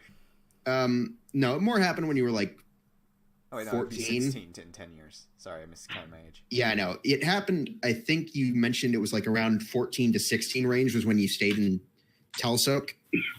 Yeah, And 14, according to my backstory, so 12 years. so yeah, it's been about 12 years. So if you wanted to try and find people you knew, you'd have to like track them down slightly, and it'd be a bit of a search, but you could definitely scrounge up a few contacts in the city. You might even be able to get your way into the more upper class districts if you wanted to. Azrael, of course, has a pass because, well, you've been here before.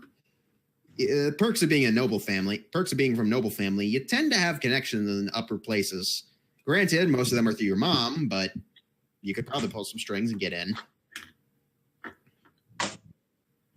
Dan, you've heard about this place and a few organizations that tend to frequent this place as well. Given Talsuk's geographical location on top of three rivers, one of which that runs directly to the west, one of which that runs directly to the coast and out into the ocean, one that runs upriver, one that runs upwards to one that connects upwards to the capital, and one that connects to the lake, which, if I remember correctly,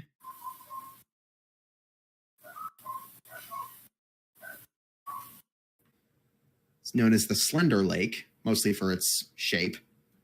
Aha. It's, again, the guy who discovered it wasn't that original, but if you actually went there, you'd understand why. But regardless, given its position atop three rivers, a small sort of smuggling ring operates here. Dan, you only know about them because you occasionally nabbed shipments from them every once in a while to send back to other employers of yours. But you mostly kept clear of them because you didn't want them figuring out you were the one nicking their stuff. You did spend enough time researching them to know that one of their larger rings operates out of this area. You also know that they do not operate with the blessing of the major crime family that operates throughout the Imperium. As such, they're more the paranoid, quick to go to ground type. They're good when you need to get really rare stuff. For some reason, they have a very unnerving knack for getting items that are exceedingly rare. Like, say, you want a piece of the throne of a kingdom that has been long destroyed for thousands of years? Give them a few weeks, but they can find it. You want a piece of a god? It probably cost you most of the kingdom's worth, but they could probably track it down. It's one of the few reasons you know that this ring hasn't been obliterated yet, because of their extremely uncanny ability to find things. Supposedly, the crime family known as the Freltons, which you know of, have made use of their services in the past. But it's more sort of a keep them around just for convenience rather than any actual camaraderie. You know that if the Freltons could figure out how they did this kind of thing, they'd get rid of them in a heartbeat. As such, they tend to keep their noses out of the more traditional crimes like protection rackets, thefts, murder, assassinations, information brokering. They mostly just stick to smuggling and finding things. That's their niche, and that's what they're staying in. You also know that you have a contact within this ring. Rather shady bastard by the name of Rick. Shady bastard. No, not shady bastard, but by the name of Rick, you think? You can't remember his name. You haven't talked to him in a while, but you know that he's good to get you you know that he's good, that he owes you a few solids after you saved his ass a few times. But if in a pinch, you could probably rely on him to get you a few supply drops if you need be. Or even a place to stay for a few nights if you needed to lay low from the law. Prometh? Yeah, this place is bringing back a few memories, uncomfortable memories. You remember something about a campfire. You sitting there with a few people you knew, but their faces are covered by something. You remember looking up at the shadow of the city from the forest. This tall, spiraling buildings of metal and brick. You wonder, how could anybody live in something so cold, desolate, far removed from nature and warmth? At least the warmth you had come to know. The memory passes just as quickly as it comes on. It feels weird. How strange. Oh. Yeah. Do I feel this place has anything for me? You think if you search around enough, you might be able to find something of interest. All right. But you might need to leave your group for that. Well, I wrap my bag once we enter the city. You eventually do. The gates entering the city, at least from the western side, large wrought iron gates. It's a portcullis, essentially, built over a small part of the river, or at least a small, it's sort of a small marshland from the rivers. The ground around the main entrance is sort of soggy, wet, and extremely swamp-like, except most of it's almost frozen over. The bridge is guarded. They demand that you halt so that the carriage may be inspected. Alicia steps out, hands them a few documents. A quick perfunctory check of the cart. One of the guards, you can't tell which either one because they're wearing full plate armor and helms. One of them comes in, one of them opens a door and looks at all of you, looks at the supplies you have bolted to the top, sort of climbs up, starts rooting through them very lazily. The person gets down, gives a thumbs up to the other. sort of rough, deeper voice. All right, raise the gate, sort of shouts up. Just so as the gate slowly rises up. The clicking of what must be gears turning as the gates were raised almost in a mechanical, in an extremely smooth fashion, unlike what would actually be of the metal. As you enter, the city is, on first appearance, far larger than the last city you were in.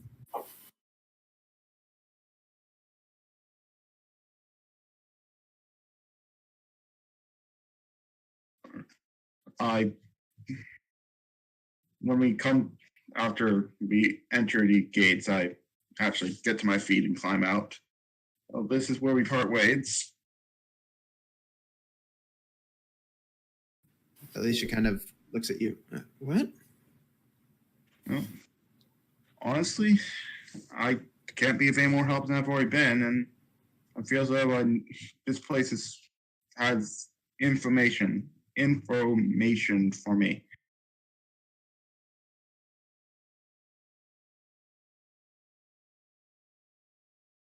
Oh, Info. well, I'll be sad to see you go. It was a pleasant journey while it lasted.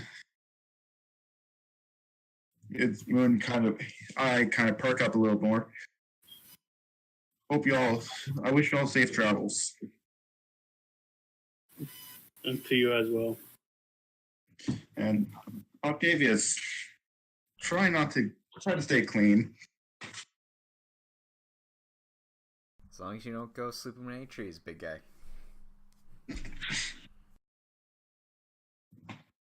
He waves before walking off.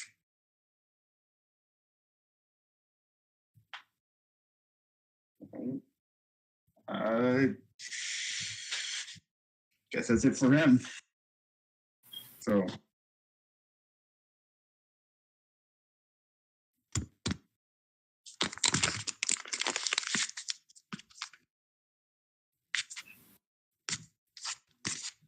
Anyone else got anything to do?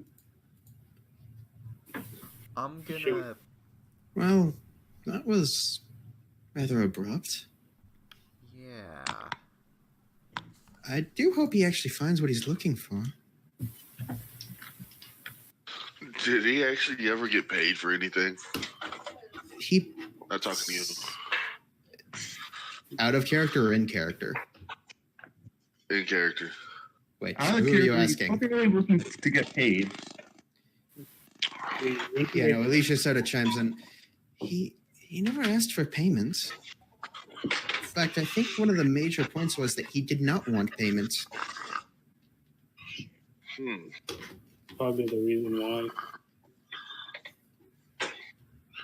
Well, and I know this might sound a bit cruel, but it was part of the reason I was so eager to hire him. I wasn't exactly well versed in funds at that moment, and not to sound greedy, but having someone work for you for free is it's a bit of a positive point in that case.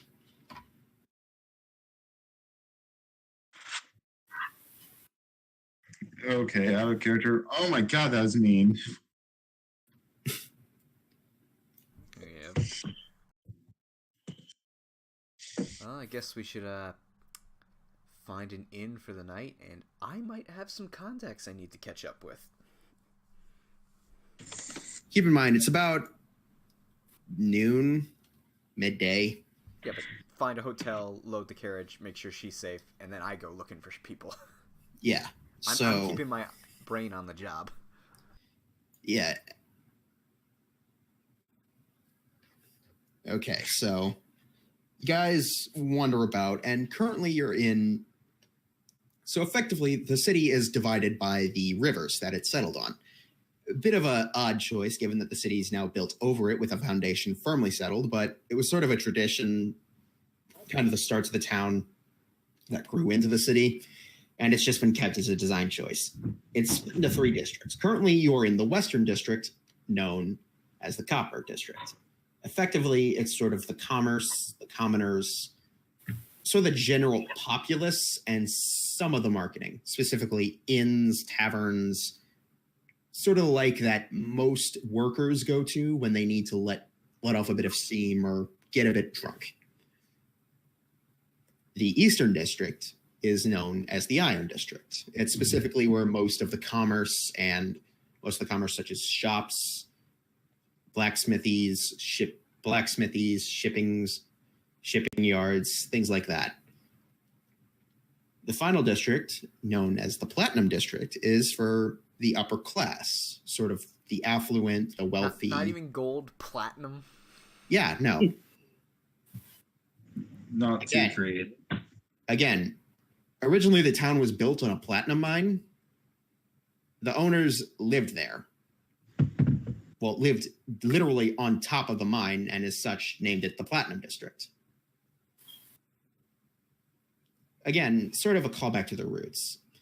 The city could be far more well organized, but it's sort of this kind of tie to their original founding that they've just kind of kept strong over the years. As such, when the actual district was established, they called it the Platinum District because of the mines that were originally there. This houses most of the nobility, the upper class, and the more fantastical shops, the magic vendors, the enchanters, some of the scholars that make their homes there.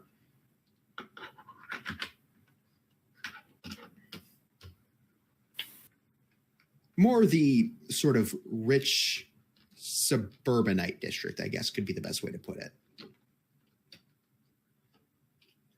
Currently, you guys are in the Copper District, and there's a strong smell of, well, copper in the air. Supposedly, this is where most copper currency is printed.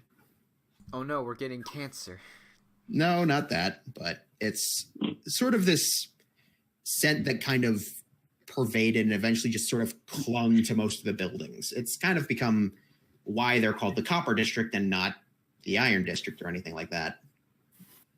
No, the other Iron District is called the Iron District because of the iron that they handle. Copper District was originally where most of the copper and money was handled, and as such, it just sort of, the name stuck. So eventually you find the small inn, oddly named the Copper Tongue Inn. Inside, you manage to find a place to stash the carriage for the night. Alicia effectively locks the car and managed to get most of the supplies inside. Guys, she puts down a tab for the room with the owner, a rather nice older man, kind of a bit pot-bellied, but he seems rather healthy for his age, and especially since he's balding and most of his hair that's left is like a sort of starting to go to like a stark gray color. But he seems pretty lively. And the rooms are about 4 silver a night.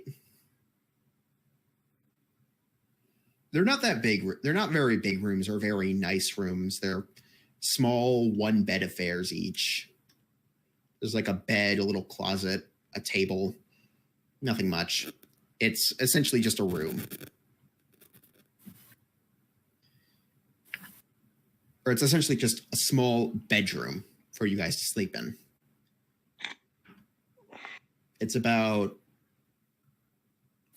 2 by the time you guys settle into your rooms and everything is squared away. You have the rest of the day and the next few days because Alicia is going to be busy purifying and cleaning out the armor entirely. You have 3 days. You have 3 days before Alicia has completed her task. What do you want to do over those 3 days? I mean, what is our job exactly? At the moment, do what she says. And at the moment, she's busy cleaning out the armor. So, you guys have free reign. Roll initiative to see who goes first. Well, does anybody have anything they particularly want to do today? Find the Thieves Guild and You want to look find into the that. smuggler's ring or sort of contact with the crime family itself. This is a very big Either distinction one. you need to make. No, not either one. No, one's effectively you're trying to get in with the mob. The others, you're just trying to find the local you're just trying to find the local crime. You're just trying to find the local crime elements. The other, you're trying to get involved in some big shit. Well, The Godfather or the we'll let- Russians? Which is it? both of those sound horrible, but roll 1d2. Motherfucker, make a I flip choice. a coin. I flip a coin. The mob. And we're gonna be killed. So you managed to find somebody who you think is connected to the Feralton crime family. For the most part, they're just kind of confused how you found them, and they sort of just shoo you away. They have much bigger fish to fry, and to them, you're just some dirty beggar that just walked up to them.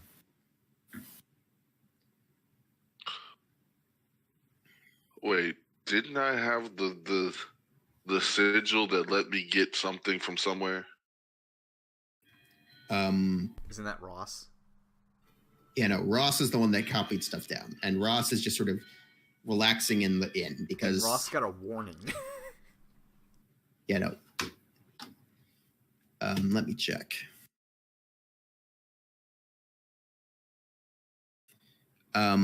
You have a criminal contact, and that's about it. And that was the smuggler's ring, and only because you were ripping them off so much that you eventually kind of felt sorry for them and sort of established contact. Your contact is with that smuggling ring, not with the family.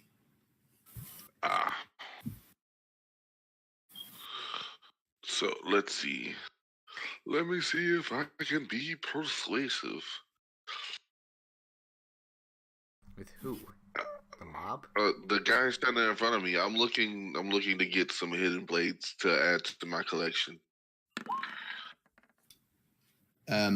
First off, he's not a salesman. He doesn't have to be a salesman. He's a Trying to crime family. He freaking- know where I can find some. And the guy is sort of this wiry kind of. He looks a bit more. He looks a bit too dignified to be hanging around in the Copper District, and it's kind of the reason why you immediately gravitated towards him. But you also notice that a lot of the other like beggars and poor people are keeping clear of the guy because they know when not to fuck with a man. You tried to get a knife from a hitman. Not a hitman. He's more like a. You don't know. He's the guy that schedules the hits. Effectively, it's look. If you need any supplies, head down to the bearded dragon tavern. Fine. Tell the man behind the bar that V asks him to show you the wares. What are you buying? Now, would you blindly piss off? Well, certainly, sir. Oh, we're in England. And I do the little thing with my face where I copy their face for about 10 seconds and walk away. You get this like death stare from them the moment you do that. Roll insight. You just got marked. Yeah, but he'll never figure out who I am. I can keep changing my appearance. No, that was intimidation to make you stand the fuck down from doing that. You immediately drop it. Like, the look this guy gives you is that I could end your life in an instant if you do not cut that shit out.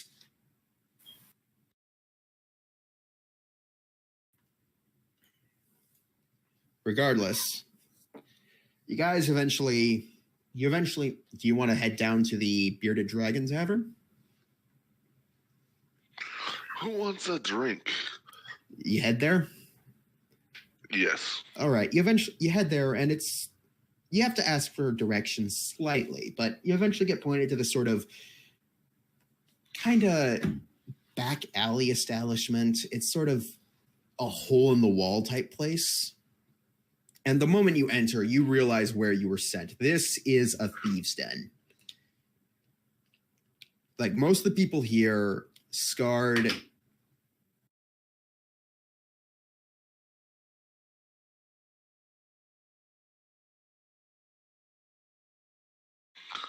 Oh, I'd like to make it known that I changed my appearance so I don't look like I usually look. Okay, like what do you want to look like? I changed my hair from blonde to black, and then my eyes are green, and now I have a scar running down the side of my face. Roll a deception check with advantage because you're trying to pull off a disguise, like a persona here.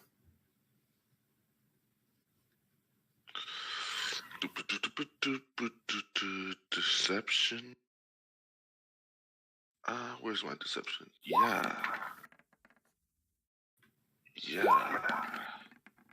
Most of the guys in the bar look at you, kind of give you like a bit of a narrowed glance. And after a few, like everything goes silent the moment you enter. This is the sort of place that if people enter, they're either well known to everybody or everybody stops what they're doing to check out the new meat. You look back, you feel almost for a second that they have you figured for someone that isn't like them before they all just kind of go back to their own business. There's a few card games running in the back that you're fairly certain people are cheating in very egregiously. A few groups of people doing mostly just like talking in hushed tones. And you see there's this really heavily built orc, and not like half orc, full orc behind the bar, wiping a suspiciously red stain off the bar. He's kind of like having to really get into it too. When you look closer, there's a few dents in the bar, right where the stain is. Do you speak Orcish? I speak Elvish, I speak Draconic, and I speak Common, and I speak Thieves' Cant. So no, I don't speak Orcish. Yeah, no, you just hear like this very angry and very like, you've been around a few orcs in your time, so you know their like native language is this very rough sounding, very, very harsh consonant words. And for the most part, it's like, oh God. But it's also in his tone of voice. He's like kind of just muttering it under his breath, almost as if he's like constantly just cussing. And he's just completely absorbed into what he's doing. Like he is trying to get rid of this damn stain fast. It's like, and you actually like get up to the bar before things happen. And we are going to take a short break because I need to use the bathroom real quick. Go to the PP room. I'll be back in a minute.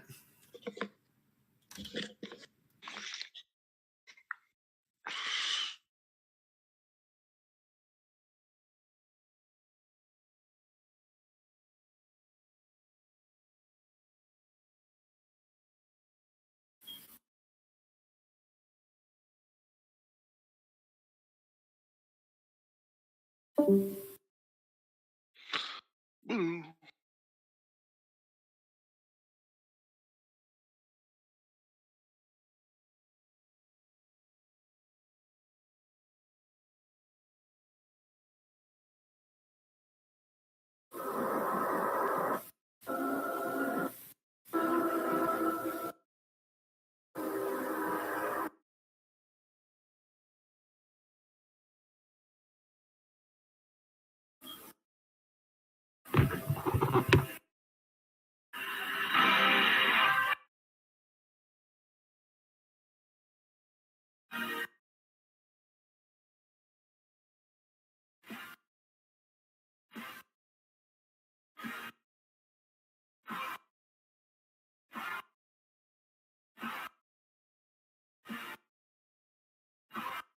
I'm back. Yeah, M's leaving, so it's just you guys now. All right. So, yeah, no. So he's kind of just angrily kind of cussing under his breath, and he doesn't even notice you. What do you do? I set 2 gold on the table, and I told him what the guy tells me to ask about the wares.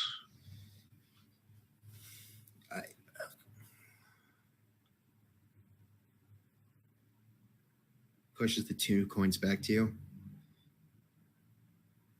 Says and thieves can't. You're not one of it. You're not one of his agents. Who the hell are you, and how do you know that? Guy, middle of town. Looks like he shouldn't be there. Told me to come here. Yeah, So I know the fuck. How do you know him? I don't. And why the fuck are you trying to throw his name around? I'm not throwing his name around. I'm telling you what he told me to do. And he starts cursing in Orcish. Orcish. I have not used this name at all. He's like, just starts cussing out in Orcish again.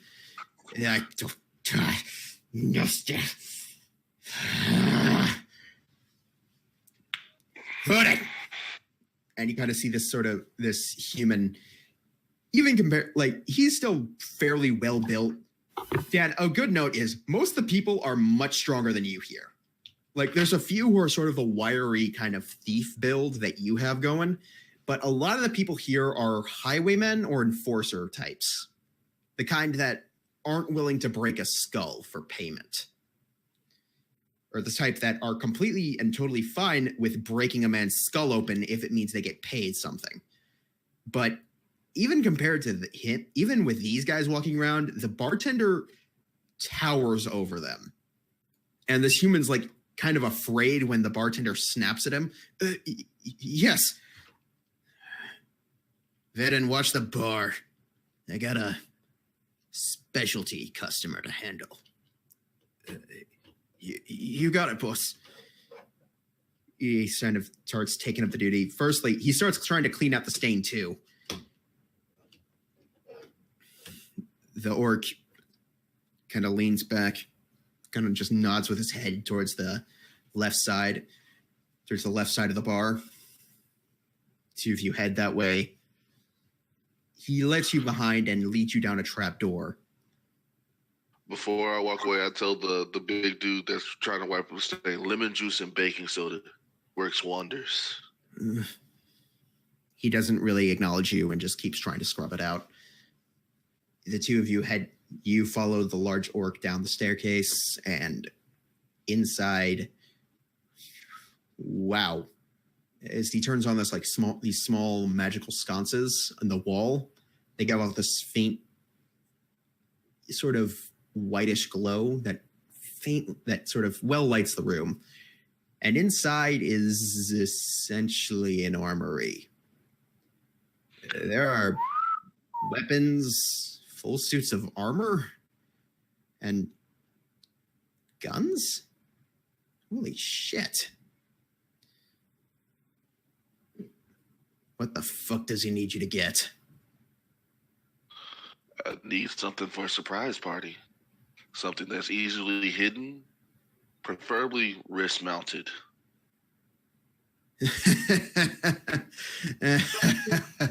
Oh, that's cute. You think you can demand the high qualities the shit? No.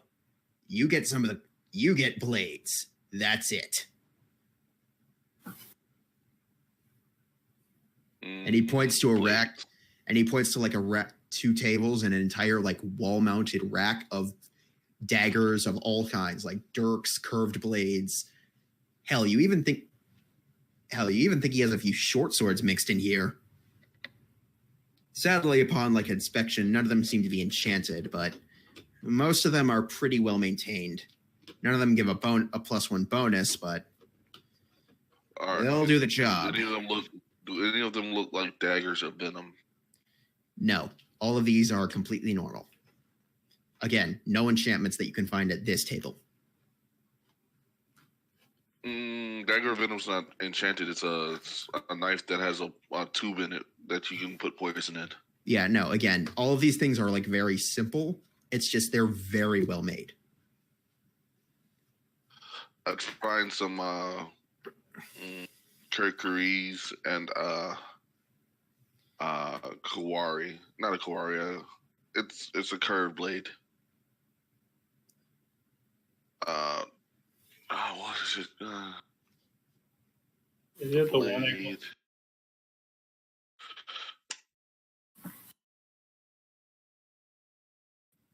Regardless, you find the blades you need.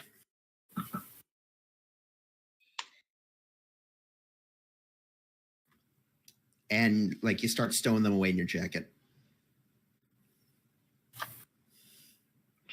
I just need something that's easily hideable, because this job is going to get more interesting by the minute.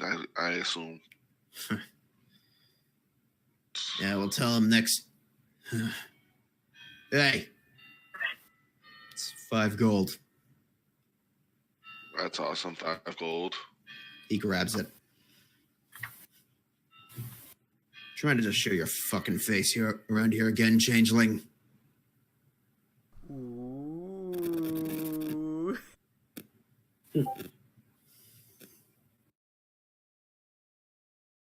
That's a Kurkuri. I'm talking about shit. It's from Splinter Cell. Hold up. How does it look like? It's called a karambit. There we go. What? A karambit? I have a picture here somewhere. Oh, it's curved, right? And Yeah, it's curved. I think I got it.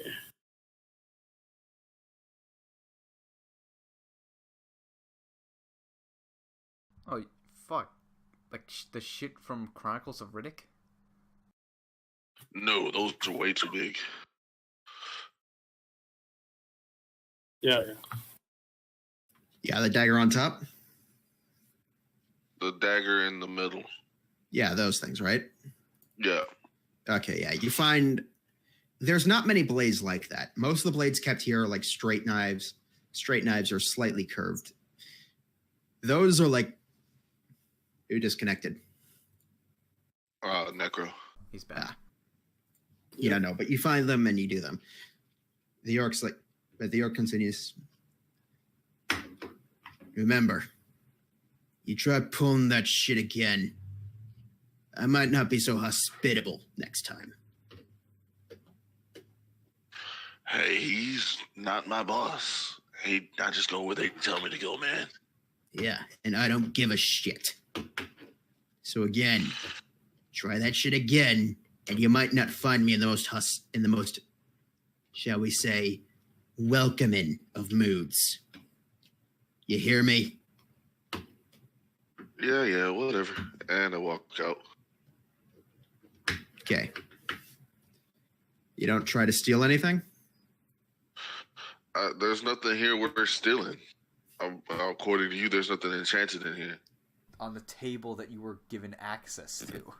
No, there was definitely enchanted stuff in there. But you had a big giant orc standing in front of you, trying to keeping an eye on you. But yeah, no, and it was also extremely well lit. So yeah, you eventually get there, and you're effectively kicked out of the tavern.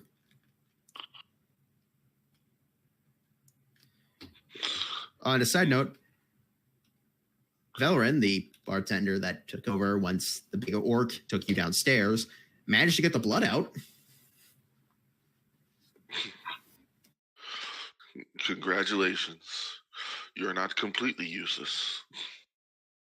And DJ Jazzy Jeff.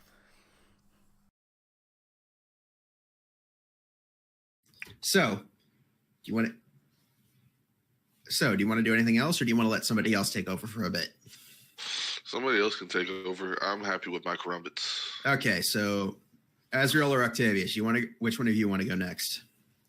Necro, you'll probably take less time. You should go first. Yeah, I just want to go to a postal office and just send a letter back home. All right. It takes you a while. You actually have to.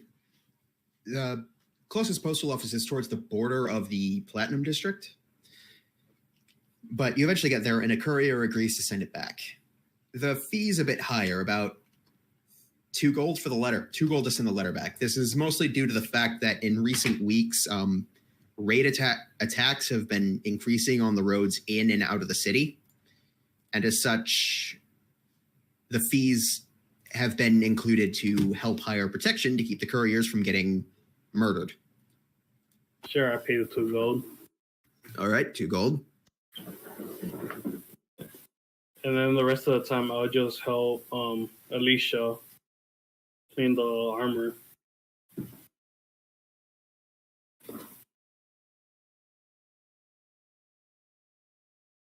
All right.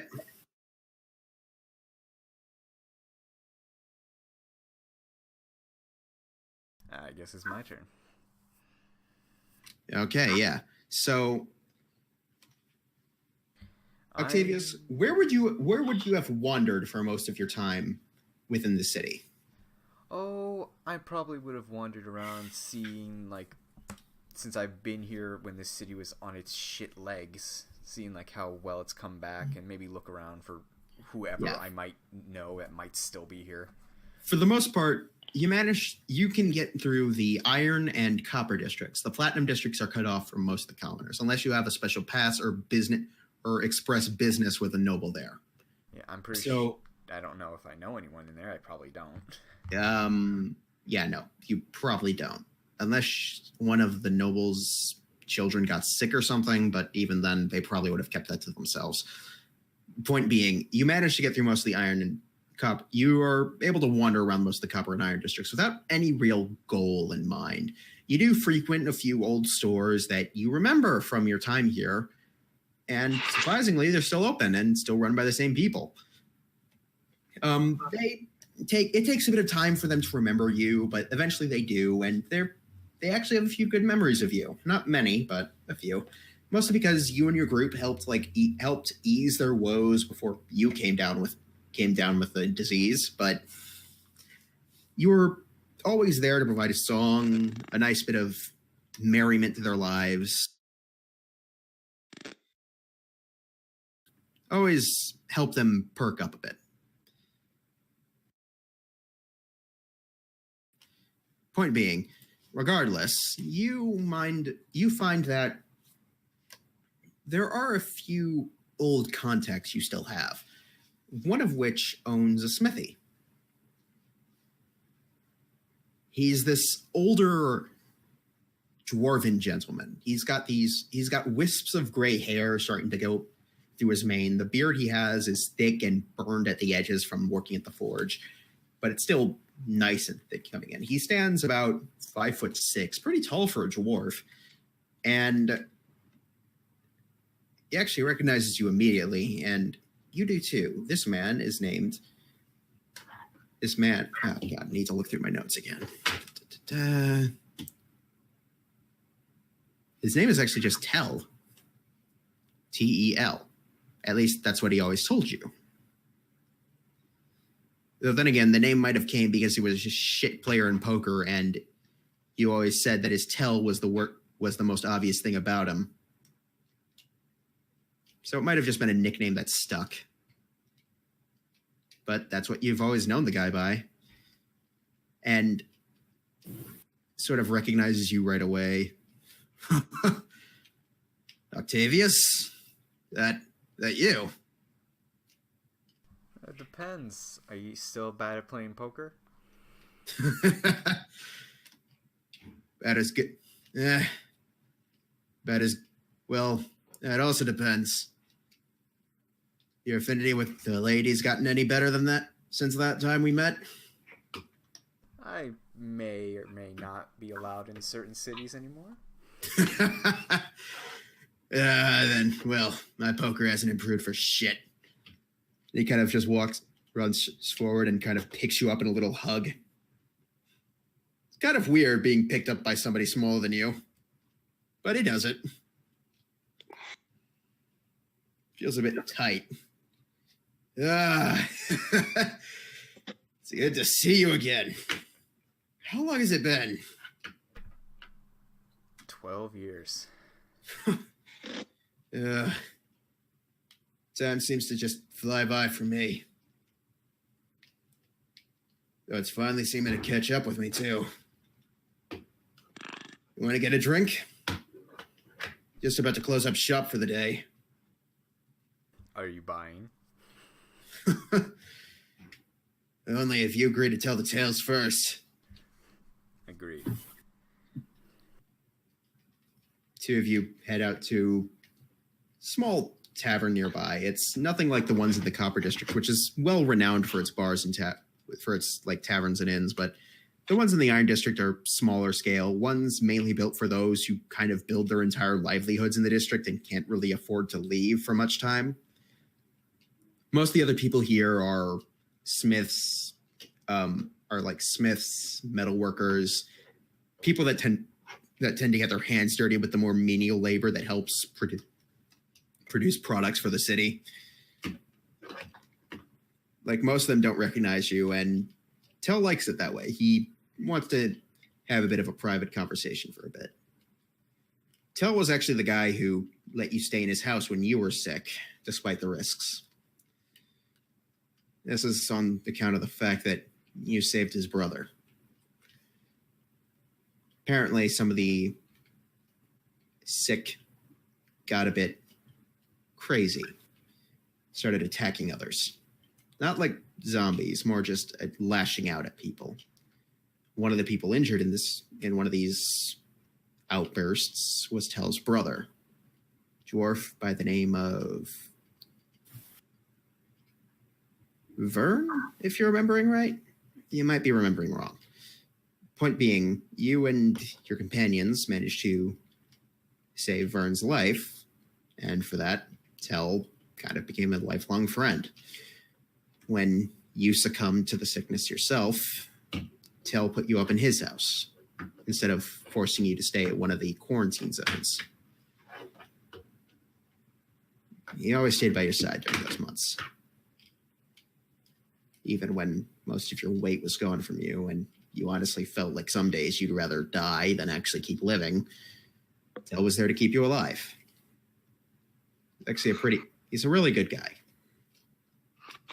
Regardless, now the two of you sit across from each other at a small table. Two large mugs of, presumably rather strong liquor placed in front of you. I hope you're not a lightweight. And otherwise, this shit'll kick your ass real quick. Takes a large swig of it. Ugh. Ah, that feels good.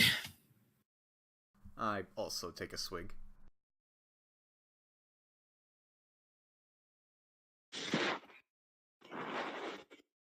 I also take a swig, sorry. Yeah, I know. It burns a lot down the throat, but you only went slightly and will it down. So you do have a set on you now. That's good. So, what brings you back to the city? Thought after that whole pleasantry with, that happened, you probably wouldn't be coming back anytime soon. Well, I'm kind of escorting this priest to the capital. We kind of made a stop here.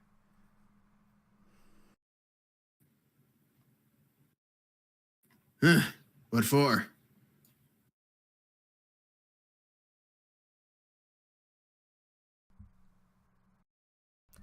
Is he asking why we made a stop or why I'm escorting her? Yeah, why you made a stop. Well, a bit of both, actually.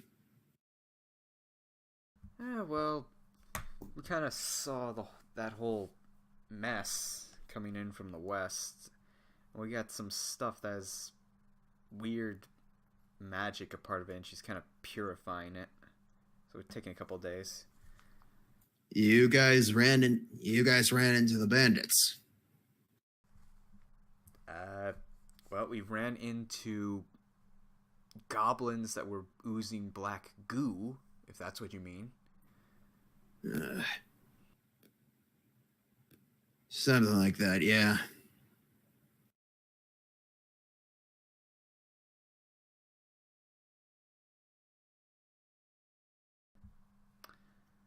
So that's... Most of them are supposedly insane.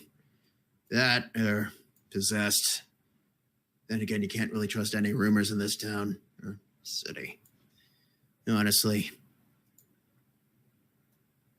Oh, you know me. I love the rumors. Isn't that what got you into that trouble in the first place? A rumor? I think back. Was it? You think that's probably what one of your companions said at the time. You never remember giving him a reason for why you were here.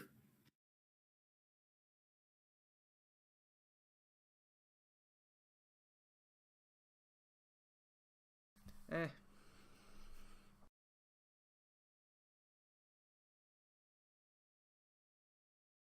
How's it been, Tal?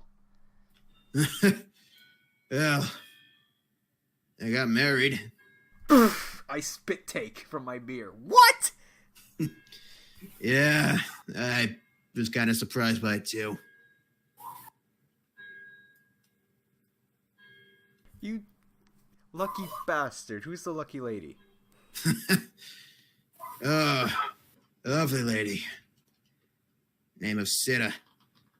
Oh man, I must tell you, I love her to death, but don't ever get married. They don't let you do anything fun.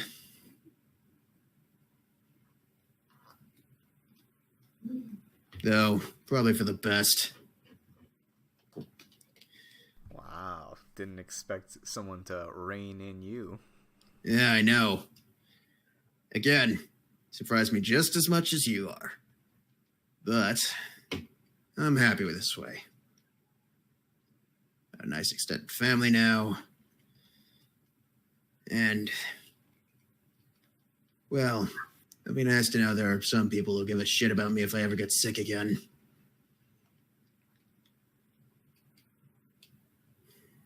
Oh, yeah. That disease, it might have made a bit of a comeback after you left. Did they ever figure out what happened? Oh, yeah. Some necromancer was fucking around with a shrine, I think it was. I never really bought into it. All I know is I got sick with it. Whatever the fuck it was. But I made it through. Luckily, by the time the second outbreak rolled around, the priests of the city knew what the fuck they were dealing with, and were able to figure out a cure pretty quickly. And a few adventurers came strolling through town, killed whoever was doing it. Everything solved itself.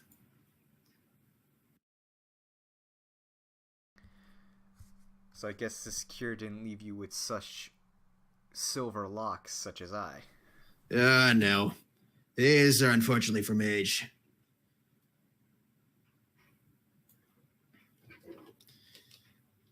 I couldn't get the easy treatment like you did. How are you holding up anyways? It's good. The main drawback is my hair, but I think the ladies like that. Speaking of that, have you actually speaking of my life, you met anybody that you think you might settle down with? I put my head down, look into my drink, and like kind of whisper, maybe. It's like he's taking a bit of a swig and he sort of coughs it back up. Really? You know, when I first heard about your exploits, some noble came barging into my store Asked me to make a sword specifically to kill you. Something about sleeping with his wife. Could you... A name for that one? I don't fucking know. It was 3 years ago. I really don't keep track. Where was I 3 years ago? You probably found out about it a lot later, but you were probably somewhere in the southern parts of the Imperium at that point. Long gone from there, but thinking back, you might have slept with some noblemen's wives. One or two. So, we're very certain to get rid of any evidence. Well, it's his own fault for not taking care of her properly. Still, it's surprising. Where might I find this lovely lady? Hell if I know. Oh, Toki's got to go. All right, see you in 2 weeks, Toki. Yeah, really? So, you're on the receiving end of it this time. Karma is a bitch. But, and I pull out the letter, I'm reciprocated. I'm not using that word, right? Wrong word. What's the word when it's... Oh. Alright, I've remembered. But I hold up the letter and say, looks like it's mutual. Kind of like, you notice Tuttle's face pales a bit. Can I see that letter real quick? Sure. Kind of looks... Kind of is out. He looks at the seal. Oh, no. You do know what seal this is, right? Not one clue.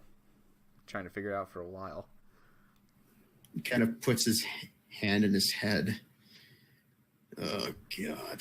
Oh, sweet Jesus, please tell me. Yeah. Oh, all I know is... you know what? I'm not telling you. You gotta figure this shit out on your own. Oh, come on. Nope. I do not want to get involved in that little mess. All I can say is... she might be... Whoever this lucky lady is, or unlucky, depending on who you ask, she might be keeping more of a close eye on you than you think. And he slides the letter back to you with that. Seriously? I've been That's trying to all figure I'm out what saying.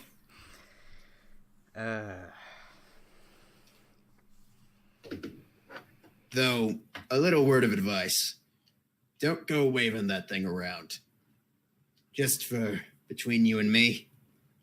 Especially in the bigger cities. You start waving that around, you could, attract some bad people.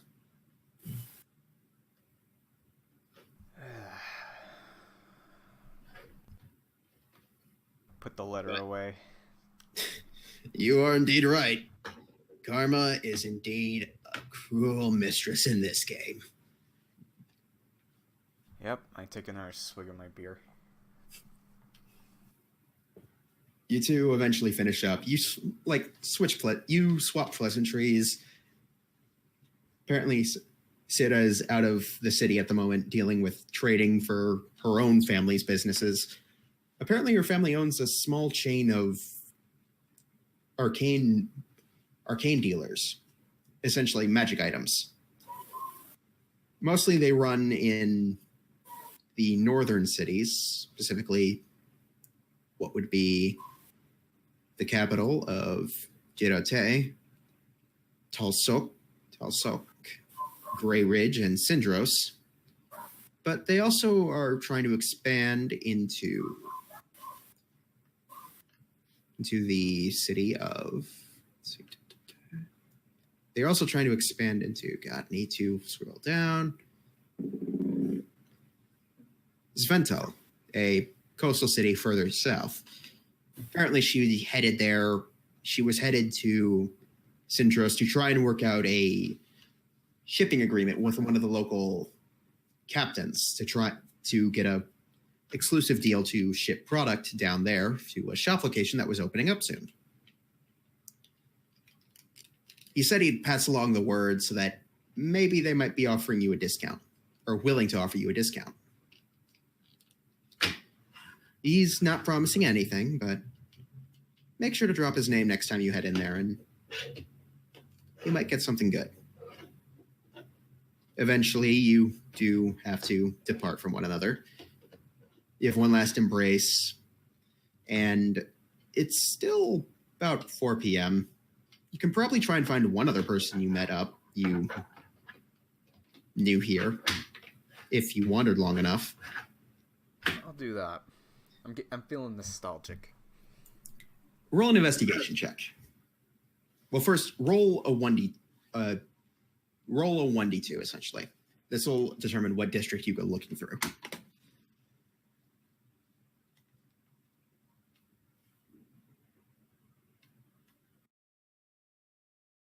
Just type in /roll 1d2. I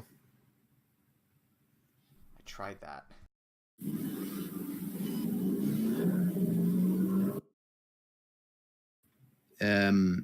Just roll.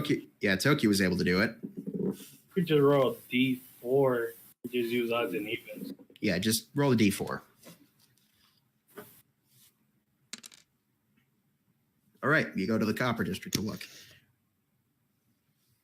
Roll an investigation check.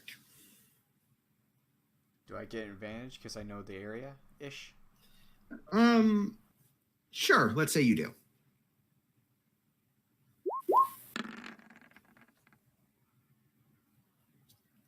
You find an older man and a sort of alchemist of sorts, a herbalist, basically.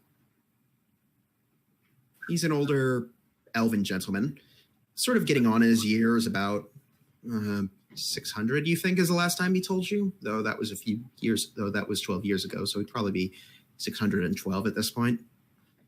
It's an older individual by the name of Feldrin. Feldrin Venn was his full name, though he simply asked you to call him Venn.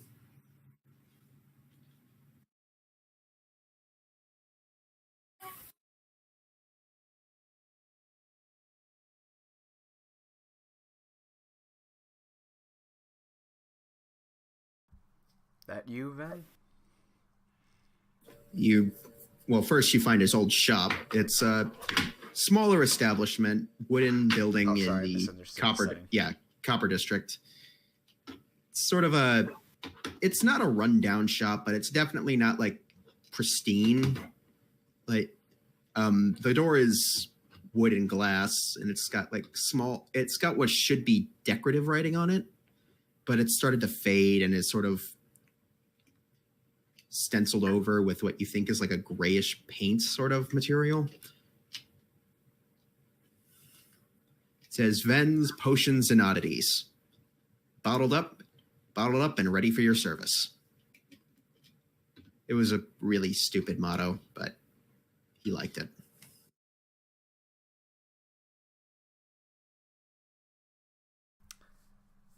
Does it appear open? You can knock. I knock. Knock on the door. You're one second, as eventually a younger gentleman comes to the door. Yes? He's a elven man himself. Pretty young looking. In fact, he probably looks about a little more than your age, maybe mid-30s. Yeah, but elves, that could be like 300 years old. No, but he legitimately looks young, the way he carries himself, things like that. Yes, I'm looking for Ven. You mean Master Ferelden? Master Ferelden Ven, yes? I guess so. if you want to ask him, tell him Octavius from 12 years ago, if he's able to remember that. Please. Oh, please come in. I'll go and get him right away. As you walk in, you're assaulted by the smell of reagents and several ingredients kind of brewing and mixing in pots and jars all along the walls. Well, the back walls specifically. The younger elf sort of rushes through the countertop, rushes behind the countertop and through a door on the back wall. It's like you hear some commotion. What it sounds like footsteps. And as you do remember, this place was a 2-story building. And last time you remember, Ven did live above the place he worked. If you remember right, he probably never moved out. Eventually, you hear like what sounds like talking coming from upstairs. It's murmuring. If you want to try and hear, you can try, but... Sure, I'll take a shot at it. What would that be, perception? Yeah, that would be... it would be perception, because you're actively trying to sense something with hearing. 14. You don't get much from the conversation. What you do get is your name. And like everything just sort of stops. And it's like you hear this muffled, oh, L, and then Aun. And then you hear the footsteps again, and the younger elf comes out. Yes, Master Ferelden, Ven does remember you. Terribly sorry for not recognizing you before, Mr. Octavius. He'll be right down. Would you, like anything? Tea? Sure. Tea sounds great. Good. What kind?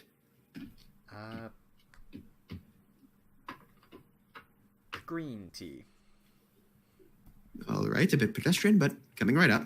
And he disappears behind the back door again. You hear what sounds like... Octavius? Really? You don't know what this guy's told this guy about you. And eventually, a gentleman much taller than the other elf comes out, dressed in these greenish red robes that sort of... They remind you specifically of... You don't remember what. It just makes you feel... It just feels familiar to you. The robes have sort of a flowing color palette to them. The colors swirling and mixing at different points. The robe, of course, is marred with several what look to be chemical burns of different kinds. Several burns of mysterious origin that you do not want to guess at, but for the most part, the robe seems unmarred, but there are a few parts that are damaged, shall we say. The man towers over you by at least a good 5 inches.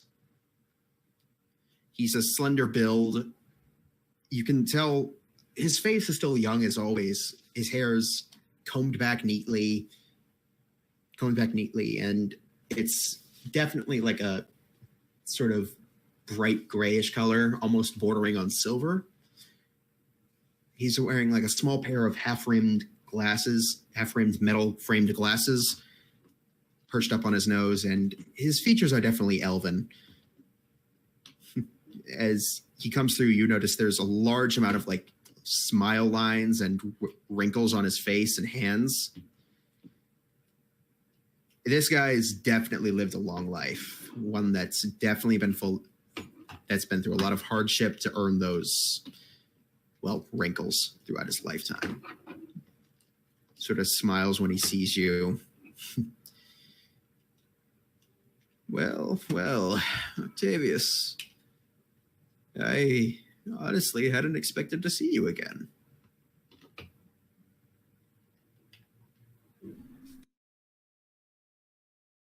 Ven, you seem to be doing well for yourself. As well as a budding alchemist can in a city ruled by the Arcanauts, but I manage. Would you like to have a seat? I believe I have a table around here. I usually use it to showcase potions to customers who are paying particularly high prices, but yes, I did clean it recently, so it could serve as a good place to sit. This way. Right. And he leads you to a small, like, wooden table that's been reinforced countless times over the years, obviously. How many times since the last time I saw this table? Considering it has an entirely new top, probably quite a few. So you replaced the legs. Among other things, yes.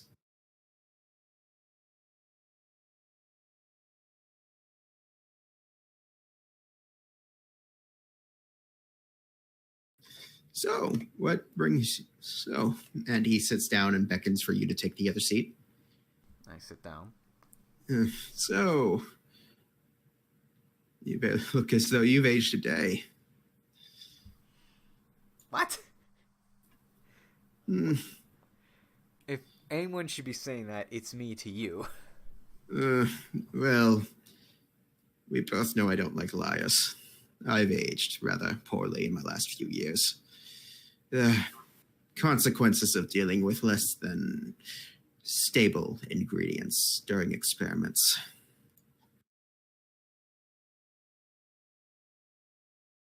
Nonsense. You don't look a day over 300. Again, I don't like lying. Alright.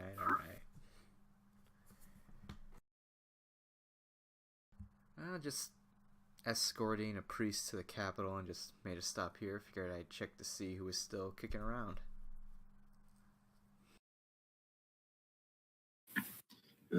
Well, I'm glad to see that you still remembered me. Seems like... What has it been? 12 years? Yep. Oh, gods, it felt like days. I remember you and your group came through. Oh, those were dark times.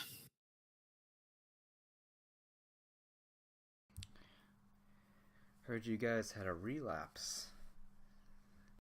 Yes, that was rather harrowing at first. Thankfully, some of the priests that have been traveling through managed to solve the issue. And a few adventurers took care of the culprit. Luckily, the city didn't suffer much. At least, not much more than the first time.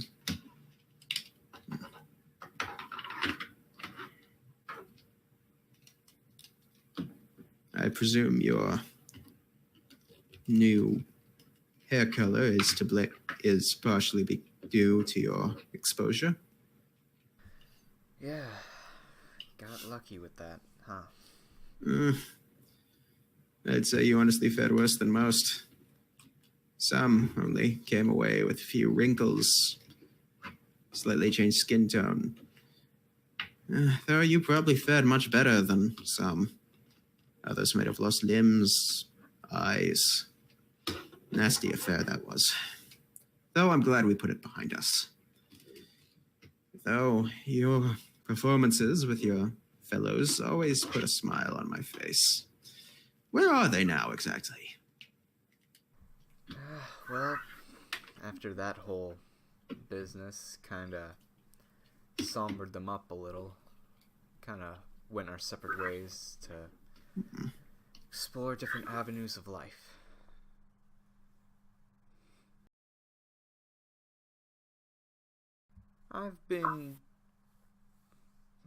Haven't really caught up with them in a few years. I myself have been trying to bring more happiness into the world wherever I can.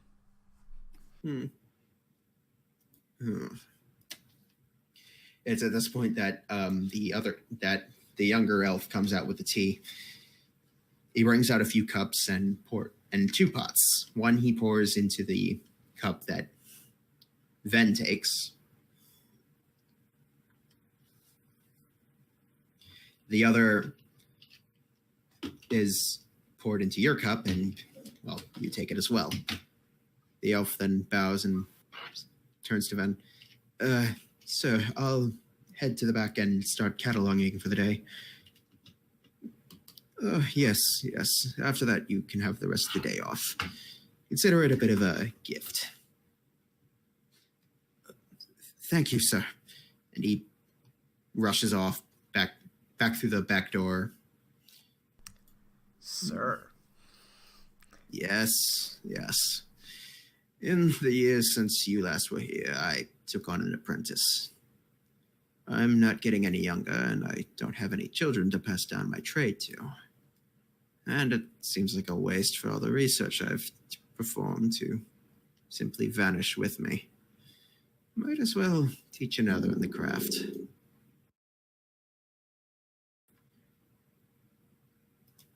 His name's... Well, he never gave it. He always simply asked to be called... Eldordan.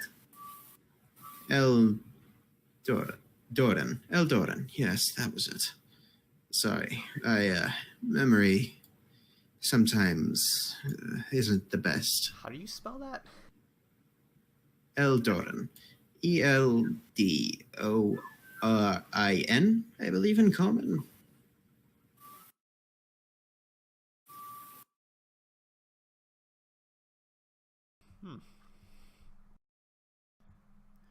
Well, I don't know what you told him to have him call me Mister. Well, I told him of a good number of stories about you and your exploits within the city. All good, I hope. Not as many as you'd hoped, but, well, some I left to his imagination. And he kind of gives a little coy smile to you before sipping from the tea. So, you're a traveling minstrel now. When I can. It pays. Even then. Yes. Regardless. Would you like something for the road? I believe... sadly, I must cut this short. I have other business to attend to. It was nice meeting you again. At the very least, sharing a small moment of peace. It's alright. Be in I town must for insist. a couple more days. Might swing by again. Perhaps. It would be nice. But it would be uncouth of me not to at least offer you something. It's a bit of a gift. For remembering it all. Then. Oh, no, I insist. And if you didn't accept, I'd be somewhat insulted. I know better to insult you. Come. I believe this way. And he takes you through the back door, and it's essentially it's sort of a blend between a living area, like a small kitchen and a sort of communal room with a couch and a table, and also like a very small study with a table. Currently, Eldordan is working upstairs, apparently, getting books out and other parchments. Then goes over to the study and looks through the books. Here it is. And he pulls out this thicker tome. I believe the last time you were here, you showed a particular interest in this tome. At the time, it was a rather pricey one that I couldn't part ways with, but now it's outdated. The author published a new volume recently. Effectively, most of the work published within there rendered this one redundant. As such, demand has fallen, and I no longer need the book. It should make for a good read. Dare I ask, what is this book? You take the book, and it appears to be a sort of tome almost, bound in leather with a sort of belt buckle strapped over the top to keep it from flapping open. On the cover is, in a sort of faded gold trim, the words "The Illustrious and the Monstrous."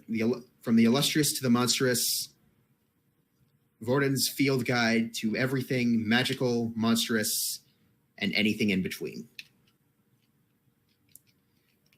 You propose specific interest in the arcane sections of the book. I marked them with tags for you, though you might find the rest of the read rather interesting. It details quite a lot about the habits and functions of certain monsters. Did you just give me a tome of beasts? Sorta. It's more of a sensationalized tourist's guide, essentially. It kind of outlines certain phenomena within the Imperium, monsters that can be typically found, how to deal with them, how to avoid them. The last time you remember being interested in it, you found a section on arcane anomalies, specifically the planar rifts and sort of innate spellcasting abilities people have. Specifically, you wanted this section so that you could study more in relation to yourself, because at the time you fancy yourself sort of a miniature sorcerer. Mostly because you didn't really understand how Bard's powers really worked at that point, but it still might prove useful in the future. And if all else fails, the book's thick enough where you could probably bludgeon something to death with it. Thank you, Ben. This is wonderful.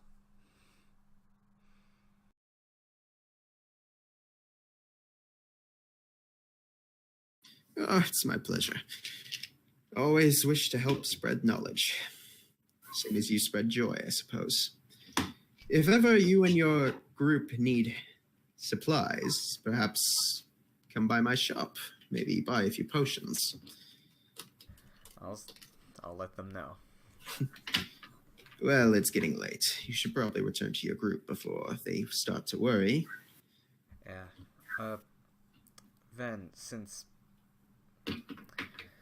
I'm here,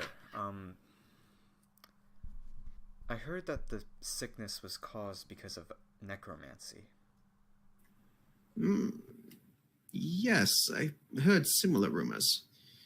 Well, partial necromancy. Supposedly, it delved into somewhat divine forces of nature. I could never get more information than that. The priests that discovered it were rather tight-lipped, and the adventurers never breathed a word of it afterwards, which was rather odd of them. And this is no offense to you, but typically adventurers like to boast of their exploits. Yeah. I was just wondering, have you met anyone who survived the sickness that came out of it like me? I met a few people. None of them had white hair, but a few of them, their eyes went pale, but they could still see. Some, their skin tone changed to a gray, yet they remained healthy. One individual's, well, if I remember right, one individual's skin turned pitch black, but he kept on living. There were people like you, but none specifically like you. Each case of the affliction of those who survived was slightly different. Some more fantastical than others, but yeah, yes, I suppose I did find people like you. Yeah, sorry, Van, I just was making, since I heard they came up with a cure, maybe, I don't know, maybe there's some left in me. Hopefully not. Sadly, the cure appears to only work once. Once it runs its course, the sickness should be gone from the body, but any lasting effects are sadly permanent. I helmed one of the major efforts to study it, actually, and that was how I came to understand that it was permanent.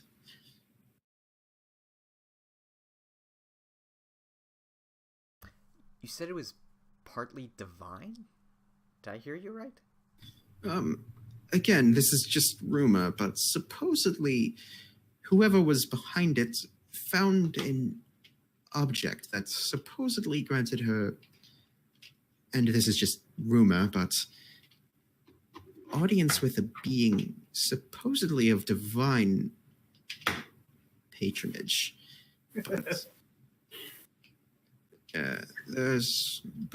again, this is all rumor, and even then, the priests vehemently deny it, claiming it was only the work of a necromancer attempting to experiment.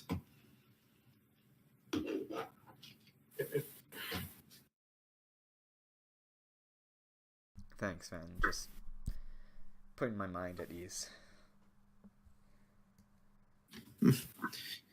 Try not to think on it too much. It'll weigh down on you quickly. Well, off you go. Make sure you don't work that apprentice of yours too hard. Don't want him to run off with all your secrets. I've already put him through the ringer. If he wanted to leave, he would have already. It was great seeing you again. You too.